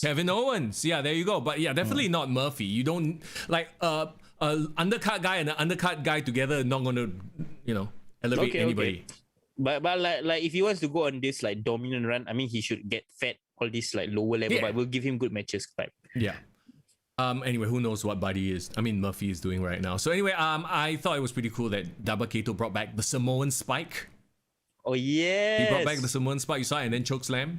That's pretty dope. Yeah. Pretty dope. Then we had the Hall of Fame 2021 class coming out. Kane getting that moment with real fans was great. Yeah, I'm happy for him. Yeah, I felt the goosebumps then when he did the fire. Okay, Rhea Ripley. It's time to talk about it. Versus Asuka for the Raw Women's Championship live performance of This Is My Brutality. Okay, the lady singing the song looked like a redhead version of Shotzi Blackheart. I looked at it like, is that Shotzi Blackheart but with red hair? No. She's an actual. I will put the quote unquote she's a singer lah. I mean, she's an artist lah, I guess. So. Yeah, Bro, it was rough, yo. I It rather was she rough. lip sync. I rather she wale herself. Yeah, yeah, 100%. I was trying to give it its due because it's a form of it's a type of music that I don't regularly listen to. So I think maybe heavy metal fans or hard rock fans might like it. But I was like, wow, I cannot take it. It was so No bad. lah, It like- was like- screaming. I don't listen to this kind of music, but I knew when Poppy performed, it was really well Okay. sung or well vocalized. Yeah. You know, no, this was just bad. this was just bad. Oof. Okay, Oof, there was a guys. part of the chorus where it's a bit melodic and like she managed to sing it a bit. Yes, Ash It was Costello is her name, by the way. Oh yeah, so that was a bit bearable during the chorus. Yeah. But like, during the shouting parts, it's not that she wasn't shouting. If she committed to the shouting and just like went all brutal with it, and like there was like a bit of screamo, okay, you know. But she was like half-hearted shouting. She was like, "This is my brutality." You know, it wasn't on pitch. Yeah, it was rough, yo. It was so rough, and then that almost killed my hype for Rhea Ripley. I don't know why Rhea Ripley was smiling. I think maybe she didn't hear properly. No, in the moment and live, it probably sounded decent. You know. Anyway, let's move on. This is then. my brutality. Asuka came out now. In contrast to the SmackDown Women's Title match, which we talked about earlier, how the ending was kind of like, okay, you can call it. You knew that it was gonna happen as it happened. This one came out of nowhere. The reversal into the Riptide, boom, 1, 2, 3, Rhea Ripley. Like, we all knew Rhea Ripley was gonna win. Like, Asuka, you know, she's been one of the MVPs of the pandemic era as well. By the way, she's always been there, putting on entertaining matches, being an entertaining backstage character. But it's like, okay, now it's time for the next generation. Obviously, Rhea Ripley, you know, she had her moment at last year's WrestleMania, but not really. She lost to Charlotte. Now's her moment. Let's put the cap on her. I'm happy for Rhea. You know, I'm happy that both women's champions now are represented by the so-called new generation, right? Yeah. Because if you remember, Rhea and Bianca were both the final two women in the Royal Rumble. That's right. So I think it's quite poetic. It's great. It's hard not to compare to the first women's main event match from the previous night. Yeah. Obviously, Sasha and Bianca was miles better. The stakes were higher. This felt, I was happy for Rhea, but it was like, oh, okay, golf clap, okay, happy for you. Like, I wasn't really invested in it. Well, here's the thing, right? Like, you're talking about the SmackDown Women's Championship. You had Sasha and Bayley for a very long time, so that title was very relevant for a while. Asuka's title reign, though long, wasn't quite as meaty. Like, I'm not saying she didn't deserve the title. I'm saying she does. It's just that they didn't build a women's main event scene around her. Yeah, that's right. So I think it's one of the commentators or somebody brought up a statistic, right? That when I heard it, I was like, you know what? This explains exactly why I don't care about this match. Okay. The last time Asuka actually defended her title and the match didn't end in a DQ or some sort of, you know, false finish or some stupid ass finish, was all the way back in November during Survivor Series period, and it was a 5-minute match. Right, yeah. So even after that, even like Royal Rumble onwards and all that, she basically was left off a lot of the major pay-per-views. She didn't do anything until basically when Charlotte returned. And when Charlotte returned, the focus wasn't on Asuka. The focus was on Charlotte and Lacey Evans. That's right. So it was a good match, but like in the context of a few months of not defending her title, I was very heck care about it. Yeah. Like, I mean, we've talked about this before, and the same thing rings true for any superhero. You need a good supervillain to make the hero relevant, to make you care. If you are just, I'm the champion forever, beating everybody, but you don't have a credible contender, then your title doesn't mean as much. Yeah, indeed. And I hope this is going to be like a reset for the women's division on Raw, because now you got the new generation, right? Okay, so maybe Rhea can be this young but fighting champion. She could have that rematch with Asuka. If Asuka stops and Shayna and Nia eventually, decide to split up, she got two very legitimate contenders there. Yeah. We have even talked about Becky Lynch returning. Oh yeah. Do you think talking about Rhea Ripley, right? Do you think that they went into this not knowing if she should be a face or a heel? So she's sort of like not heel because in the match itself, she was kind of heelish, but then people are still cheering for her. You know what I mean? So it's almost as if they're like, all right, let's see where the crowd is going to go with this, and then we'll just lean into it. I get what you mean. Yeah, it wasn't that clear. And I think a lot of it, again, the story itself, bro. The story itself is not well defined. Yeah. Like the build for it was, So well, I mean, we go back to what you said right at the start of the podcast, right? Like this entire WrestleMania build, like except for one or two storylines, the build has not been great. I was really hoping for a 2015 surprise though. What do you mean? Like in 2015, it was a similar situation. One of the worst builds of all time for WrestleMania. Remember the WrestleMania tug of war between Roman Reigns and Brock Lesnar? The title tug of war. What the hell is that?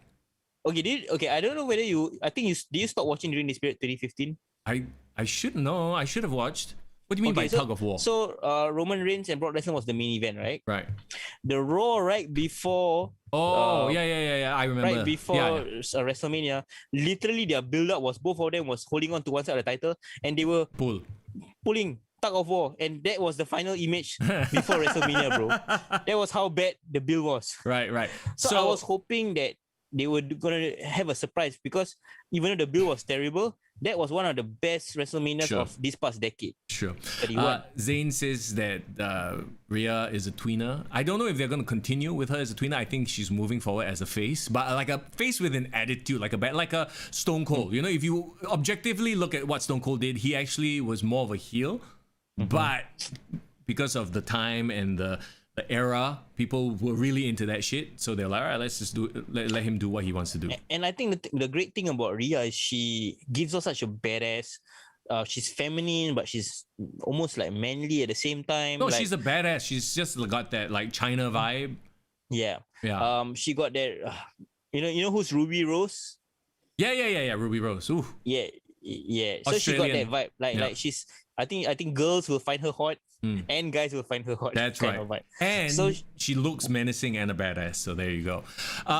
They almost had something with Peyton, says Div, but then Rhea came back to Raw. Oh, talking about Peyton, where the heck was she? Yeah. Even Billie Kay got a match on WrestleMania. Yeah, right. Oh, the poor Iconics. That they should have been in. Anyway, let's not go back there. Okay.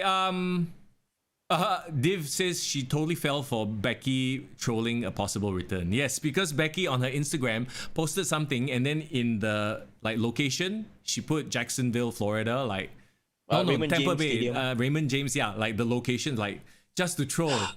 Yeah, and she also put like the first word of every single sentence on her caption was it spelled out night one. Oh, so, right, yeah. Yeah, and I threw it out on our Instagram, and I was saying like, do you guys think she's playing around or she's telling the truth? Of course, she's had a history of that. Most of our listeners were smart to it. Most of them said that, she's just trolling. Ryan just sent a picture on to my Discord about, it's a picture. Let me show you the picture. The current crop. Do you recognize the three? What does it show? The three current women's champions. Oh, yeah. Raquel, Io, and Bianca and Rhea Ripley. Yeah, what are they dressed at? Why are they all in red? They were on NXT. This is a tweet posted by NXT. Like this is before they were where they are now, So. Okay. But Rhea Ripley is amazing. Oh, you know who else did a troll, by the way? I don't know if you saw it. Chris Jericho. Chris Jericho posted on Instagram. It's a picture of him with the WWE jet. Like I think it's Vince's personal jet in the background. So it might have been an old photo, but he posted it recently just to tease. Was the hairstyle the same? Yeah. It was his sort of ponytail hair. Yeah. So I don't know if he's trying. He had a thing with Vince, or it's an old photo of when he rode the WWE jet. But so he was trying to troll as if he's going to show up at WrestleMania. Whatever trolling Jericho. Okay, so then Bailey came out again with Titus and Hogan, Bella Twins. So that was your payoff, right? Bella Twins slapped Bailey, blah blah blah. That was where Becky Lynch should have appeared. It would have popped the crowd so much. Yeah. No, but Becky, she should take her time. She should really take her time, and whenever she comes back, it's gonna be huge. Yeah. Oh well. Yeah. Save it lah. Yeah, save it. Finally, here we go. The main event of the evening: Daniel Bryan versus Edge versus Roman Reigns for the Universal Championship. Is this the first time Edge is wearing white? Was he trying to do something with Randy Orton? Both of them wore white for the first time. You know what? You know what would have been awesome if both of them had like a backstage segment together. And both in their white gear. Ew, nice gear. Yeah, Different like color both of them scheme. like run across each other. Much And then, like their you know, tag. Edge. No, because Edge is now like technically heel, right? Like Yeah. tweener. Yeah. And and then Randy is acting all like deluded because of the Fiend. Yeah. It would be very cool if like both so-called very psyched out, very stressed out versions of themselves just pass by each other. Yeah, but don't forget that they had that huge feud as well. So I don't know if they are friends, even though Yeah, they but are. it will be a cool acknowledgement of each other. Yeah. Sure. Okay. You know, when Edge came out, after they played the promo packages, I kind of felt like, okay, I actually want Edge to win now. We talk about acting and really leaning into your character. Like, he's really leaning into this old grizzled veteran who wants it back one more time thing. Yep. And like what he was saying on his promo on SmackDown and leading into this, I was like, damn, I actually kind of want Edge to win. Did you watch the recent one, the Untold episode between Edge and Mick Foley? But you know, That one. Yes, I watched. Yeah. So Yeah. good. Yeah, it's amazing, right? Okay, but why I brought it up was, you know what? I just realized that Edge has turned into this generation's Mick Foley. Oh, right. In a weird, ironic way, okay? Because Mick Foley, by the time he was fighting Edge at that WrestleMania, he was the guy he came out of retirement. He always comes back sporadically, but every time he comes back, he will give great matches to the new era generation and all that. But what set him apart, what made him compelling when every time he came back, was all these badass promos that he did. Super psychological, super deep. Well, it makes sense considering how close they are as friends. And Edge is probably very inspired by Mick Foley's career, even though they are two totally different types of wrestlers. Yeah. So Mick Foley talked about how he was desperate for this WrestleMania moment, and that's what kept him coming back, and that's why motivated him to find that side of him to fight Edge. So Edge parallel a lot of that kind of vibes when he had his promo on SmackDown. Yep. And like the whole package, the story that he was being told, like he didn't want to leave wrestling. Wrestling was taken away from him, so he felt he needed to win back. So that desperation again, this sense of urgency is what gives me this drama that, okay, I want to see what's going to happen next at the main event. Oh, by the way, going back to the whole Jericho photo, Zayn says it was because he was doing the Stone Cold podcast. Okay, that makes sense. Yeah, he's just like, let's post a photo there. Okay, going back to Edge, Div Royalty says intense Edge is the best. I agree. He does look quite, like a lot of people have been saying he looks very old, very sunken. Sunken, yeah. Like, he looks like the crazy old man. He looks like Terry Funk. Oh my god. Yeah, he's the new Terry Funk, ironically. Yeah. Daniel Bryan's pop was okay. Did you feel it as well? It felt a bit like so-so. Yeah, it's like yes, and people just chant yes for the sake of chanting yes. It was like his 2018 pop before he became the new Daniel Bryan. Remember?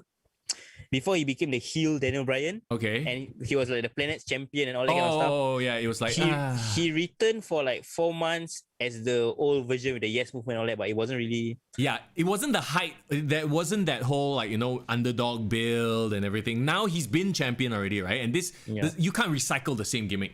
It's just not going to work. It's like trying to do Kofi Mania again. It's not going to work. It has to be a different way. Again, like people forget, but Daniel Bryan is already quite old. He's almost 40, I feel like his time has already come and passed already. And this goes to show you how amazingly talented someone like Chris Jericho is. Like going back to his interview with Stone Cold, he talked about how he literally at that one point had to abandon completely Y2J. Don't call me Y2J anymore. He cut his hair, he dressed in a suit and everything, right?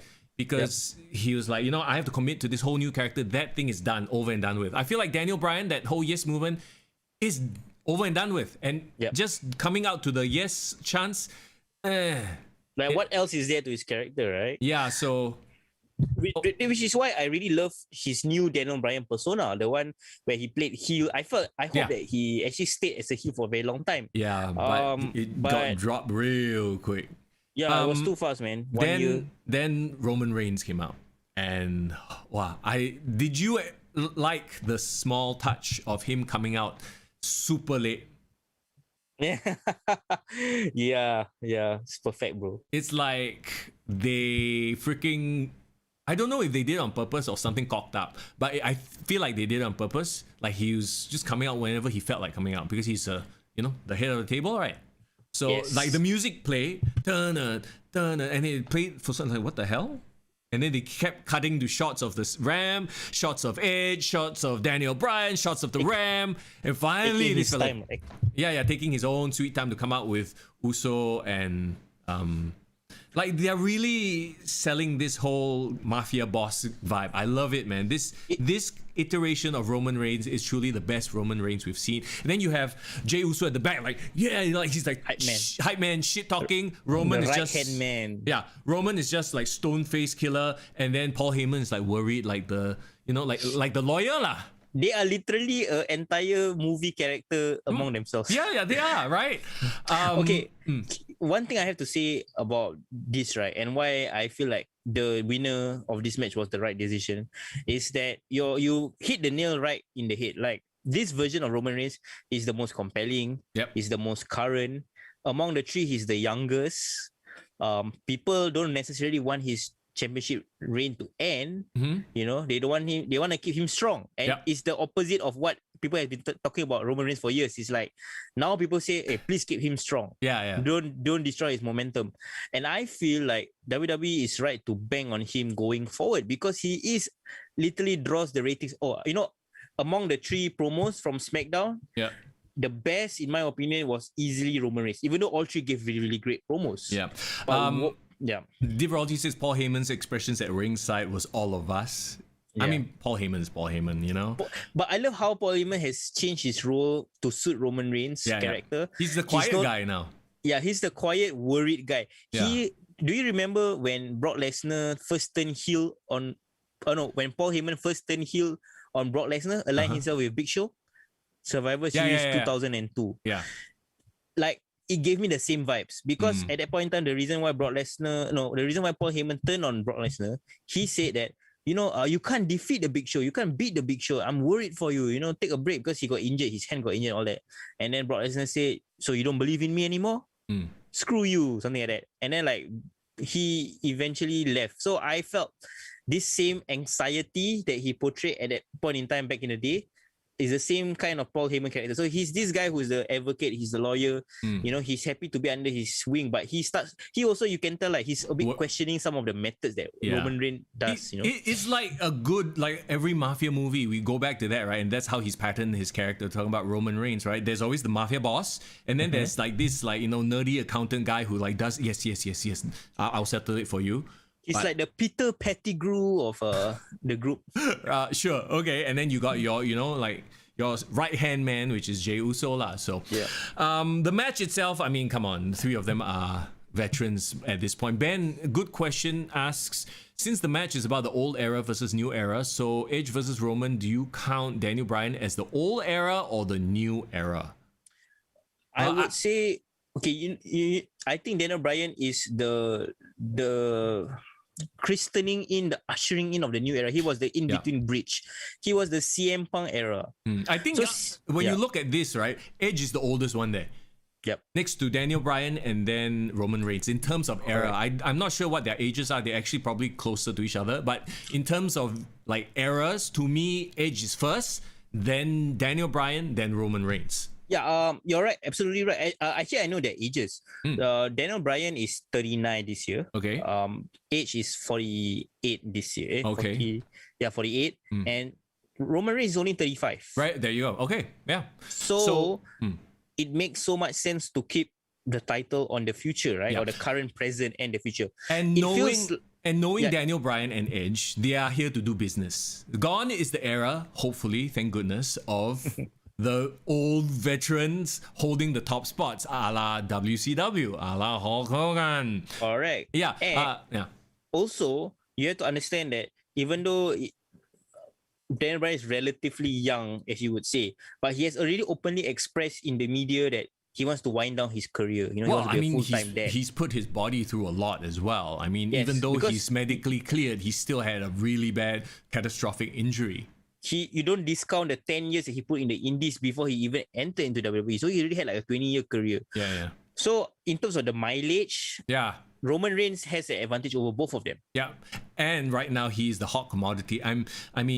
Now, okay, let's go to the finish of the match. I mean, there were really cool spots all around, really good match. There was that one spot where the both of them, like Edge had the crossface, and then freaking what's his face went in for the yes Ryan. lock. Yep. I think didn't that a similar spot happen in that triple threat with Triple H, HBK, and Chris Benoit? The Triple H and Chris Benoit, they did like a sharpshooter and a sharpshooter and crossface combo. So this I feel like was a throwback to that. This was cool because it was like they are essentially doing the same move but on opposite sides. Yeah. And Roman Reigns' face was like, I thought it was hilarious. Like oh shit, he's so fucked and he can't even tap. Yeah, but he managed to get out of it. I mean, I love what I really love, especially about the ending. Yeah. Was the dominance being showed by Roman Reigns after Edge showed his. He snapped. So Edge literally snapped. You could tell the whole storyline culminated in him finally snapping at the end. He became Randy Orton in this rivalry. He brought in the chairs to do all the concertos, and then Roman Reigns gets the upper hand and does it. And this is one of those moments where I did not see this coming. And kudos to them for throwing something like a cool visual to end the night. Roman Reigns literally, first of all, concertos Edge, drags. I was like, what the hell is he doing? Why is he dragging Edge to cover Daniel Bryan at first? You know, in that moment, you're like, what the fuck is he doing? And then he pins them both. Yeah. Holy shit, right? Okay, my question is then, so technically, shouldn't Edge be the winner? Because Edge was on top of Daniel Bryan? Yeah. Edge pinned Daniel Bryan first. You can say that. So sandwich. Okay, like maybe if you look at it, like Daniel Bryan was at the bottom, right? And then Edge was over him, but Edge's shoulders were on the mat as well. And then Roman Reigns pinned them both. I guess you could argue it that way, but I get the visual, but like it kind of doesn't make sense because Edge technically should be the winner then. To throw a Mortal Kombat reference, right? It felt like Shao Kahn standing over his victims. Like after he dominate, outward, like it felt like the final boss in a game being the one that win. It felt like Thanos winning and beating the Avengers. Yeah, the snap and then boom, it's all over. Okay, to me, this is a very weird way to end WrestleMania. Like, I don't hate it. I'm not saying it's a bad way to end WrestleMania. You can't always have the face winning, boom, boom, boom, fireworks. And I think they thought because, okay, last night we already had Bianca Belair having her moment, right? So they're like, okay, let's let the heel win. And Roman Reigns was just soaking in, owning the crowd reaction. Yes, Div Royalty, that's exactly it. And Edison says, bro, Roman has come a long way since his "This Is My Yard" days. Absolutely, 100%.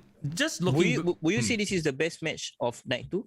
Yes, I would say this is the best match of night 2. I might even argue this is the best match of both nights.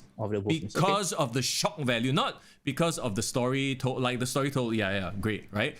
But the shock value, and also the fact that this was the most well-built storyline leading up to WrestleMania. I genuinely couldn't tell who was the winner going in. Yeah.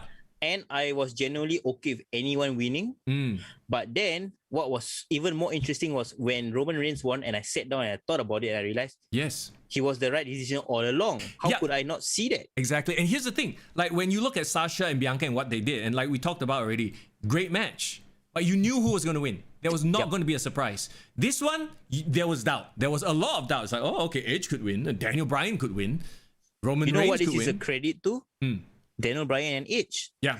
Maybe they must have known probably, like, you know what, this whole match is gonna be supposed to put over Roman Reigns. Yeah. But we're gonna create enough doubt. We're gonna give a compelling reason for both of us. Because everything that Edge said, right, was very, very compelling. Yes. Everything that Daniel Bryan said was, well, okay, it wasn't as compelling to be honest. It still felt like he just sub-sell one time and then all of a sudden he's involved.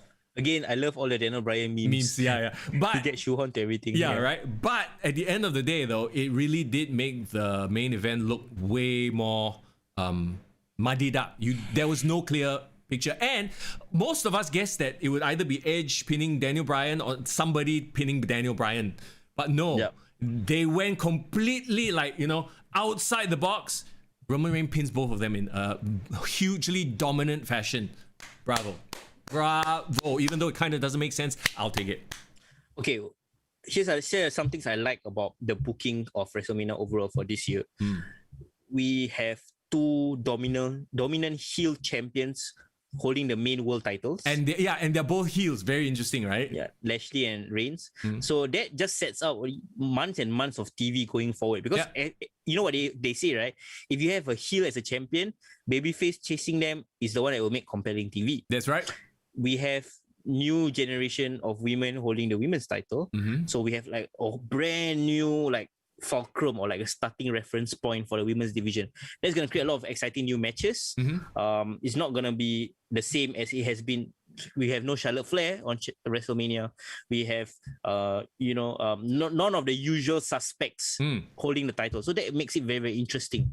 And like you said, they gave us a very happy ending with night one, but they gave us I like the ending of this one as well because do you remember the last time a heel actually closed out WrestleMania? A heel victory closed out WrestleMania? I was about to bring that up because this has only happened 5 times in WrestleMania history. Do you count? Are you counting it? Yes, I am counting it. So okay, tell me what the fight. The one I remember the clearest was WrestleMania 2000. I think this was the first time it happened. Triple H in the one McMahon in every corner match. He actually won. I was like, wow, because you always assume that the face is going to win. And here's the thing. Even in that match, Fatal 4-Way, you had The Rock and Mankind to choose from. So that's 2 faces that could have possibly won the night. But they they completely swerved us.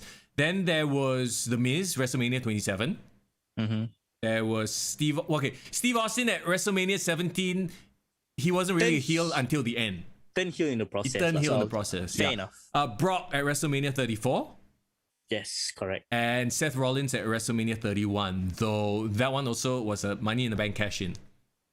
Correct. So if I were to put this current heel ending the night as champion among that list, right? I would put it among like the top tier of that list. Actually, I would put it right on top. Okay. I would still put WrestleMania 17 only for its like the history of it. Maybe in years to come, if we see Roman Reigns' legacy like in the next couple of years, probably we'll go back to this WrestleMania and say, oh, this was the dominance where it was cemented. But as of now, I would still put 17 on top in terms of heel turn. Probably I would put top 3 lah. Top 3. Top 3? Because highs of the century, bro, it was very unexpected, but the pop that people got for that and like how happy everyone was at the end of the show really elevated that victory. So I would put that second. So I think this is third. Okay. But I mean, it's a very good list though. Yeah, it is a very good list. And very rare list, rare air as it were, having a heel winning the final match at WrestleMania. What do you think of the crowd reaction to his victory? Because I was trying to sense the crowd. It felt a bit silent, but it's like more of like an acknowledgement. Yeah, no, they booed him. They booed him as they should have. And this is like his thing, and he's really, sort of leaned into it lah. Ben says Roman Reigns, was it his hometown? Not really. He's from Pensacola, Florida. They were in Tampa Bay. So yeah, I guess the state is the same, but not the same hometown. And besides, he was a huge heel. The home crowd wasn't going to cheer him anyway. You know what I mean? Yeah. And even among the states, like even among the cities in the states, there are rivals among them. So, yeah. So yeah, that doesn't really count there lah. Zane says, don't forget WrestleMania 19 with Triple H. Yeah, we talked about WrestleMania 2000, right? Was that 19? Yeah, WrestleMania 19, I think what he meant was, yes, even though Triple H was a heel when he won against Booker T, but we're talking about the last match on the card, sending the crowd home happy. Yes, the main event. Like the 5 times that they kind of sent the crowd home like very confused. You know what? WrestleMania 34 was the worst. Oh yeah, that one was the worst. But see, like this one, as a fan of the product, you could you could accept it. It's like, okay, like, yeah, Roman Reigns deserves to be a dominant heel champion. And moving forward as well, like who is he going to feud with? That's like whoever beats him for the title, it's going to be huge. So is it going to be Big E? Is it going to be someone completely different? Brock Lesnar coming back? I'm sure there's going to be like, fallout from this WrestleMania. I'm sure Backlash. Edge might ask for a rematch. Daniel Bryan might ask for a rematch. It might even be a triple threat rematch, like how they did it years ago, in 2004. Yes. Hey, Benoit, Triple H, and Shawn Michaels did it twice. Yeah, Okay, I know so- they did twice. Can you imagine they do it again and this time Daniel Bryan wins? No. It will be Roman Reigns, but this time he do something else as a finisher. Because I remember when Chris Benoit won, Yeah. first time it was a crossface to Triple H. Second time at Backlash, it was a sharpshooter to Shawn Michaels. But the problem is he pinned them both already. How more dominant can we make him? You know what he's gonna do? What? He's gonna do like, what's his submission finisher again? It's the The guillotine. guillotine, right? He double guillotine both of them. Walao! And choke them Both of both them out. tap out. I mean, Oh my there God. there That's was quite funny. interference from Jey Uso, but I mean, he's a heel, so that's to be expected, lah. Yeah. Okay, the question that everyone asked then, which was the better night, night 1, night 2? I think most of chat agrees that it was night 1. I would dare say that I enjoyed night 1, but I enjoyed the main event on night 2. Better. Yeah, like night 1 was a much more watchable show. Yeah. Night 2's main event was like the best match. to me. Basically, if you put the main event of night 2 One. or night Two. 1, Yeah, it will be yeah. a great WrestleMania, Yeah. perfect WrestleMania. Yeah. And take out the tag team turmoil. Oh yeah. No, then but where would you put Sasha Banks and Bianca Belair then? I think Sasha Banks, Bianca Belair would have made a great. It would have been a middle of the card, but Yeah. you know how in the mid card they will always put a dream match. Yeah. So I think it would still be a great victory celebration, like how Kofi Mania happened in the middle of the card. I think it was still a great celebration, lah. So Right. it won't still take away from the moment, other than the history making part of it being the last match of the night, lah. Right. Hey, what Edison? What are you talking about? Edison says that Jinder Mahal wore his ring gear and didn't perform. Jinder was not hindered. Wait. Was Jinder even at WrestleMania? He was at the beginning. Okay, he was at the start of the entire event when all the wrestlers were in front of Vince McMahon. Oh. I What the think he hell? was like standing right behind Rhea Ripley and he was looking super jacked. Yeah, but what was he there for? In his ring gear too. I have no idea. It's like Jinder, we need you at WrestleMania. All right, yes. And all he does is just stand there at the intro and does absolutely jack all after that. looking jacked. Ayo, poor guy, man. You know what's gonna happen? What? This Friday on SmackDown, surprise opponent for Roman Reigns, Jinder Mahal, former WWE champion. Makes sense. Well, I mean, if Jinder was there, maybe it was to do with like Great Khali things. Great Khali things. Oh, there's this one rivalry that Drew McIntyre never had a chance to explore when he was a world champion. There He you didn't go. get to have a rivalry with Jinder Mahal. Okay, nobody cares about that. I thought you were talking. You are so evil. I thought you were talking about Drew McIntyre versus Roman Reigns. Like a lot of people wanted to see that match. Remember Survivor Series? Well, unless Drew McIntyre moves to SmackDown and See- become the main contender for Roman Reigns. That's what I'm thinking. When is the draft gonna happen? So now that I forgot to bring up the fact that did you see Drew McIntyre looking completely like deflated and lost and like sad after he lost to Bobby Lashley? Like that was some definitely, man. spot on acting as well. I wouldn't mind him moving over to SmackDown and having a real like that would be an amazing feud. Okay, then if that's the case, who's gonna be Bobby Lashley's next challenger? Cesaro. That's the thing. Raw doesn't have a lot of very compelling faces right now other than Drew. So there might be a talent switch. Imagine Edge against Lashley is quite boring. Big E. I really don't know, bro. I really don't know. Well, I guess we'll wait and see. Cesaro and Lashley could be very interesting as a wrestling match. As a promo, it will be a ball fest though. Yes, it would. It would. Okay. How would you grade this WrestleMania overall? Like in terms of like a grade. Oof. And guys, please in the chat, feel free to give your suggestions. We would Wow. love to hear your opinion. So If we separate night 1 and night 2, I would say night 1 was like a 5. out of 5 out of 5 lah. like a 5. Wow. Yeah. Okay, the tag team turmoil as well. Wow. Every WrestleMania needs a shit match, a toilet break, right? Like I mean, I can't do a 4.75. Like I guess it's not perfect, So maybe Yeah, please. 4.5. There you go. 4.5, yeah, sure. Whereas night 2 maybe 3.5.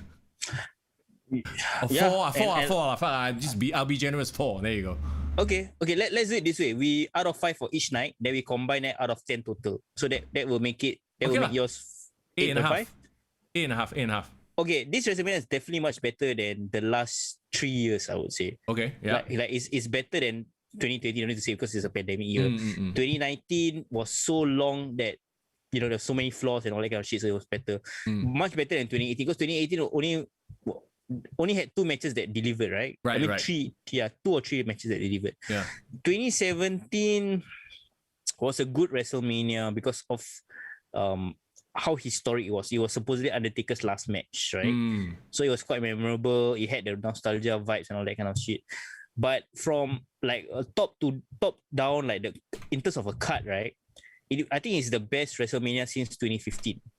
Okay. Yeah. I can buy that. Yes. So I would say like, okay, now we're in a new decade, so we cannot compare it to the 2010s, right? So this is a cop-out, but it's the best WrestleMania of this decade so far. Wow, sure. I can go with that. What is your rating then? Referee Ryan says night 1 4.5, night 2 2.5. Ayo, he really hated really hated night 2, huh? No, but the thing about night 2, and I think I can understand why, is because night 1 was perfect in terms of booking. Yeah. Every single booking decision, we were happy with every single match result. Yeah. Night 2, they let the Fiend loose. Yeah, and then they had the tag team match that had no consequence. It was a waste of time match. That just started the match. They just started the whole Hi. pay-per-view on a very bad note. Yeah, The fact that he lost. Yeah, but I mean, you still had great performances. That's why I wouldn't consider it a 2.5 lah, middle of the road. Zayn mentions that Roman versus Drew already happened at WrestleMania 35. True, but they weren't their current incarnations, like these dominant champion characters, right? I would dare say like certain matches, like after years away, they do the same match again. It was much better. Like to me, it's like The Rock, Austin. They used to do matches all the time for the Intercontinental Championship, but then it's their main event matches that everyone remembers, right? Yeah, that's true. Okay, for me, night 1 would be 4 out of 5. Ooh. Night 2 would be 3.5. Okay, there you go. So basically, 7.5. kind of to say, like the general consensus, night 1 is a lot better than night 2. Boom. Slightly better. Yeah, maybe the main event. Okay, then why don't we just compare the main events then? Like, I know you are super high on Bianca and Sasha Banks, but I would still say that the main event of night 2 was the best of all the matches. Okay, the reason why this WrestleMania is gonna do really, really well, like in the future, like future generations will think highly of this WrestleMania, is because it basically had 2 main event matches that delivered. Like it's very hard to have that because like certain WrestleManias, like maybe they have one title match delivered, the other one sucked. Yeah. But for me, like 3 of the title matches delivered like to the best of his ability. Like I think Bobby Lashley and McIntyre had as best of a fight as they could. It was really, really good for the type of fight it was. Yeah. Sasha and Bianca is definitely like a match of the year contender in my opinion. And the last, obviously the triple threat is a match of the year contender, but not really because it was a great work rate match, but it was a great story driven match. Right. So I think like because of the success of the main event, like the main matches delivered, I would say this made the WrestleMania really, really good. I wouldn't want to compare which one is better between Sasha, Bianca, and the triple threat. Only because I like both for vastly different reasons. Like I cannot compare them, like stack it up exactly to the same criteria. Sure. Yeah. So to me, I love both of them equally. All right, there you go. That's WrestleMania, guys. Woo! WrestleMania was this podcast was as long as WrestleMania. Are we going to For 3 hours. We just did 3 hours. That's right, y'all. Thank you so much for hanging out. I appreciate. We definitely appreciate the time you're spending here. As always, hey, come check us out on the podcast if you didn't manage to catch the first half of the podcast or whatever, right? Like the live stream, I mean. You can check out the podcast on Spotify and on Apple Podcasts as well. Kick to the Gut. You can find us on Facebook, on Instagram. If you haven't hit subscribe yet, hey, do us a favor, hit that subscribe button and catch us when we do our live thing. We usually do our live podcast every single Friday afternoon, 12 noon Singapore time. But because today is WrestleMania, we had to do one extra just because Yeah, we usually so our plan is every time it's like a big 4 pay-per-view. Yeah. The last time we did like a podcast right after the pay-per-view was Royal Rumble. Yeah, so the big 4 being Royal Rumble, Survivor Series, SummerSlam, and WrestleMania. And Referee Ryan, yes, thank you for that. Like the video, we would appreciate that as well. But also, like, I don't know, we might do the AEW main. I still don't know which is their main thing is. Well, I mean, All Double or In. Nothing is coming up in May. Oh, is it Double or Nothing? Yeah, so we might do that. I don't know. Well, I will have to convince you lah. See whether the cut is worthy enough. I guess. Hey, Edison going hard on Jinder, Jinder for Universal Champion. Stop it. And yeah, it feels like a bit of like, okay, now you're coming back down because we were on the high for WrestleMania weekend, right? We had Stand and Deliver 2 nights. We had a whole bunch of wrestling content. But then don't forget, tomorrow is Raw and then NXT on Tuesdays. So yeah, I mean, it carries on. There's always going to be wrestling. So let's be happy about that. So the next time we'll be doing a live stream will probably be this Friday, Singapore time, like you mentioned. We'll be probably covering Raw. We're going to see what happens because NXT is going to be on Tuesday for the first time. Yep. And then, of course, AEW.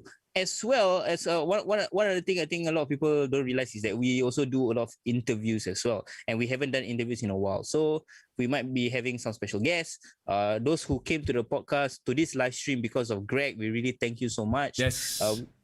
Yeah, so we actually had an interview with him on our YouTube channel. You can check it out. We just did it last year. We previously interviewed Chris Van Vliet. We only have the audio version, not the video version because we weren't on YouTube then.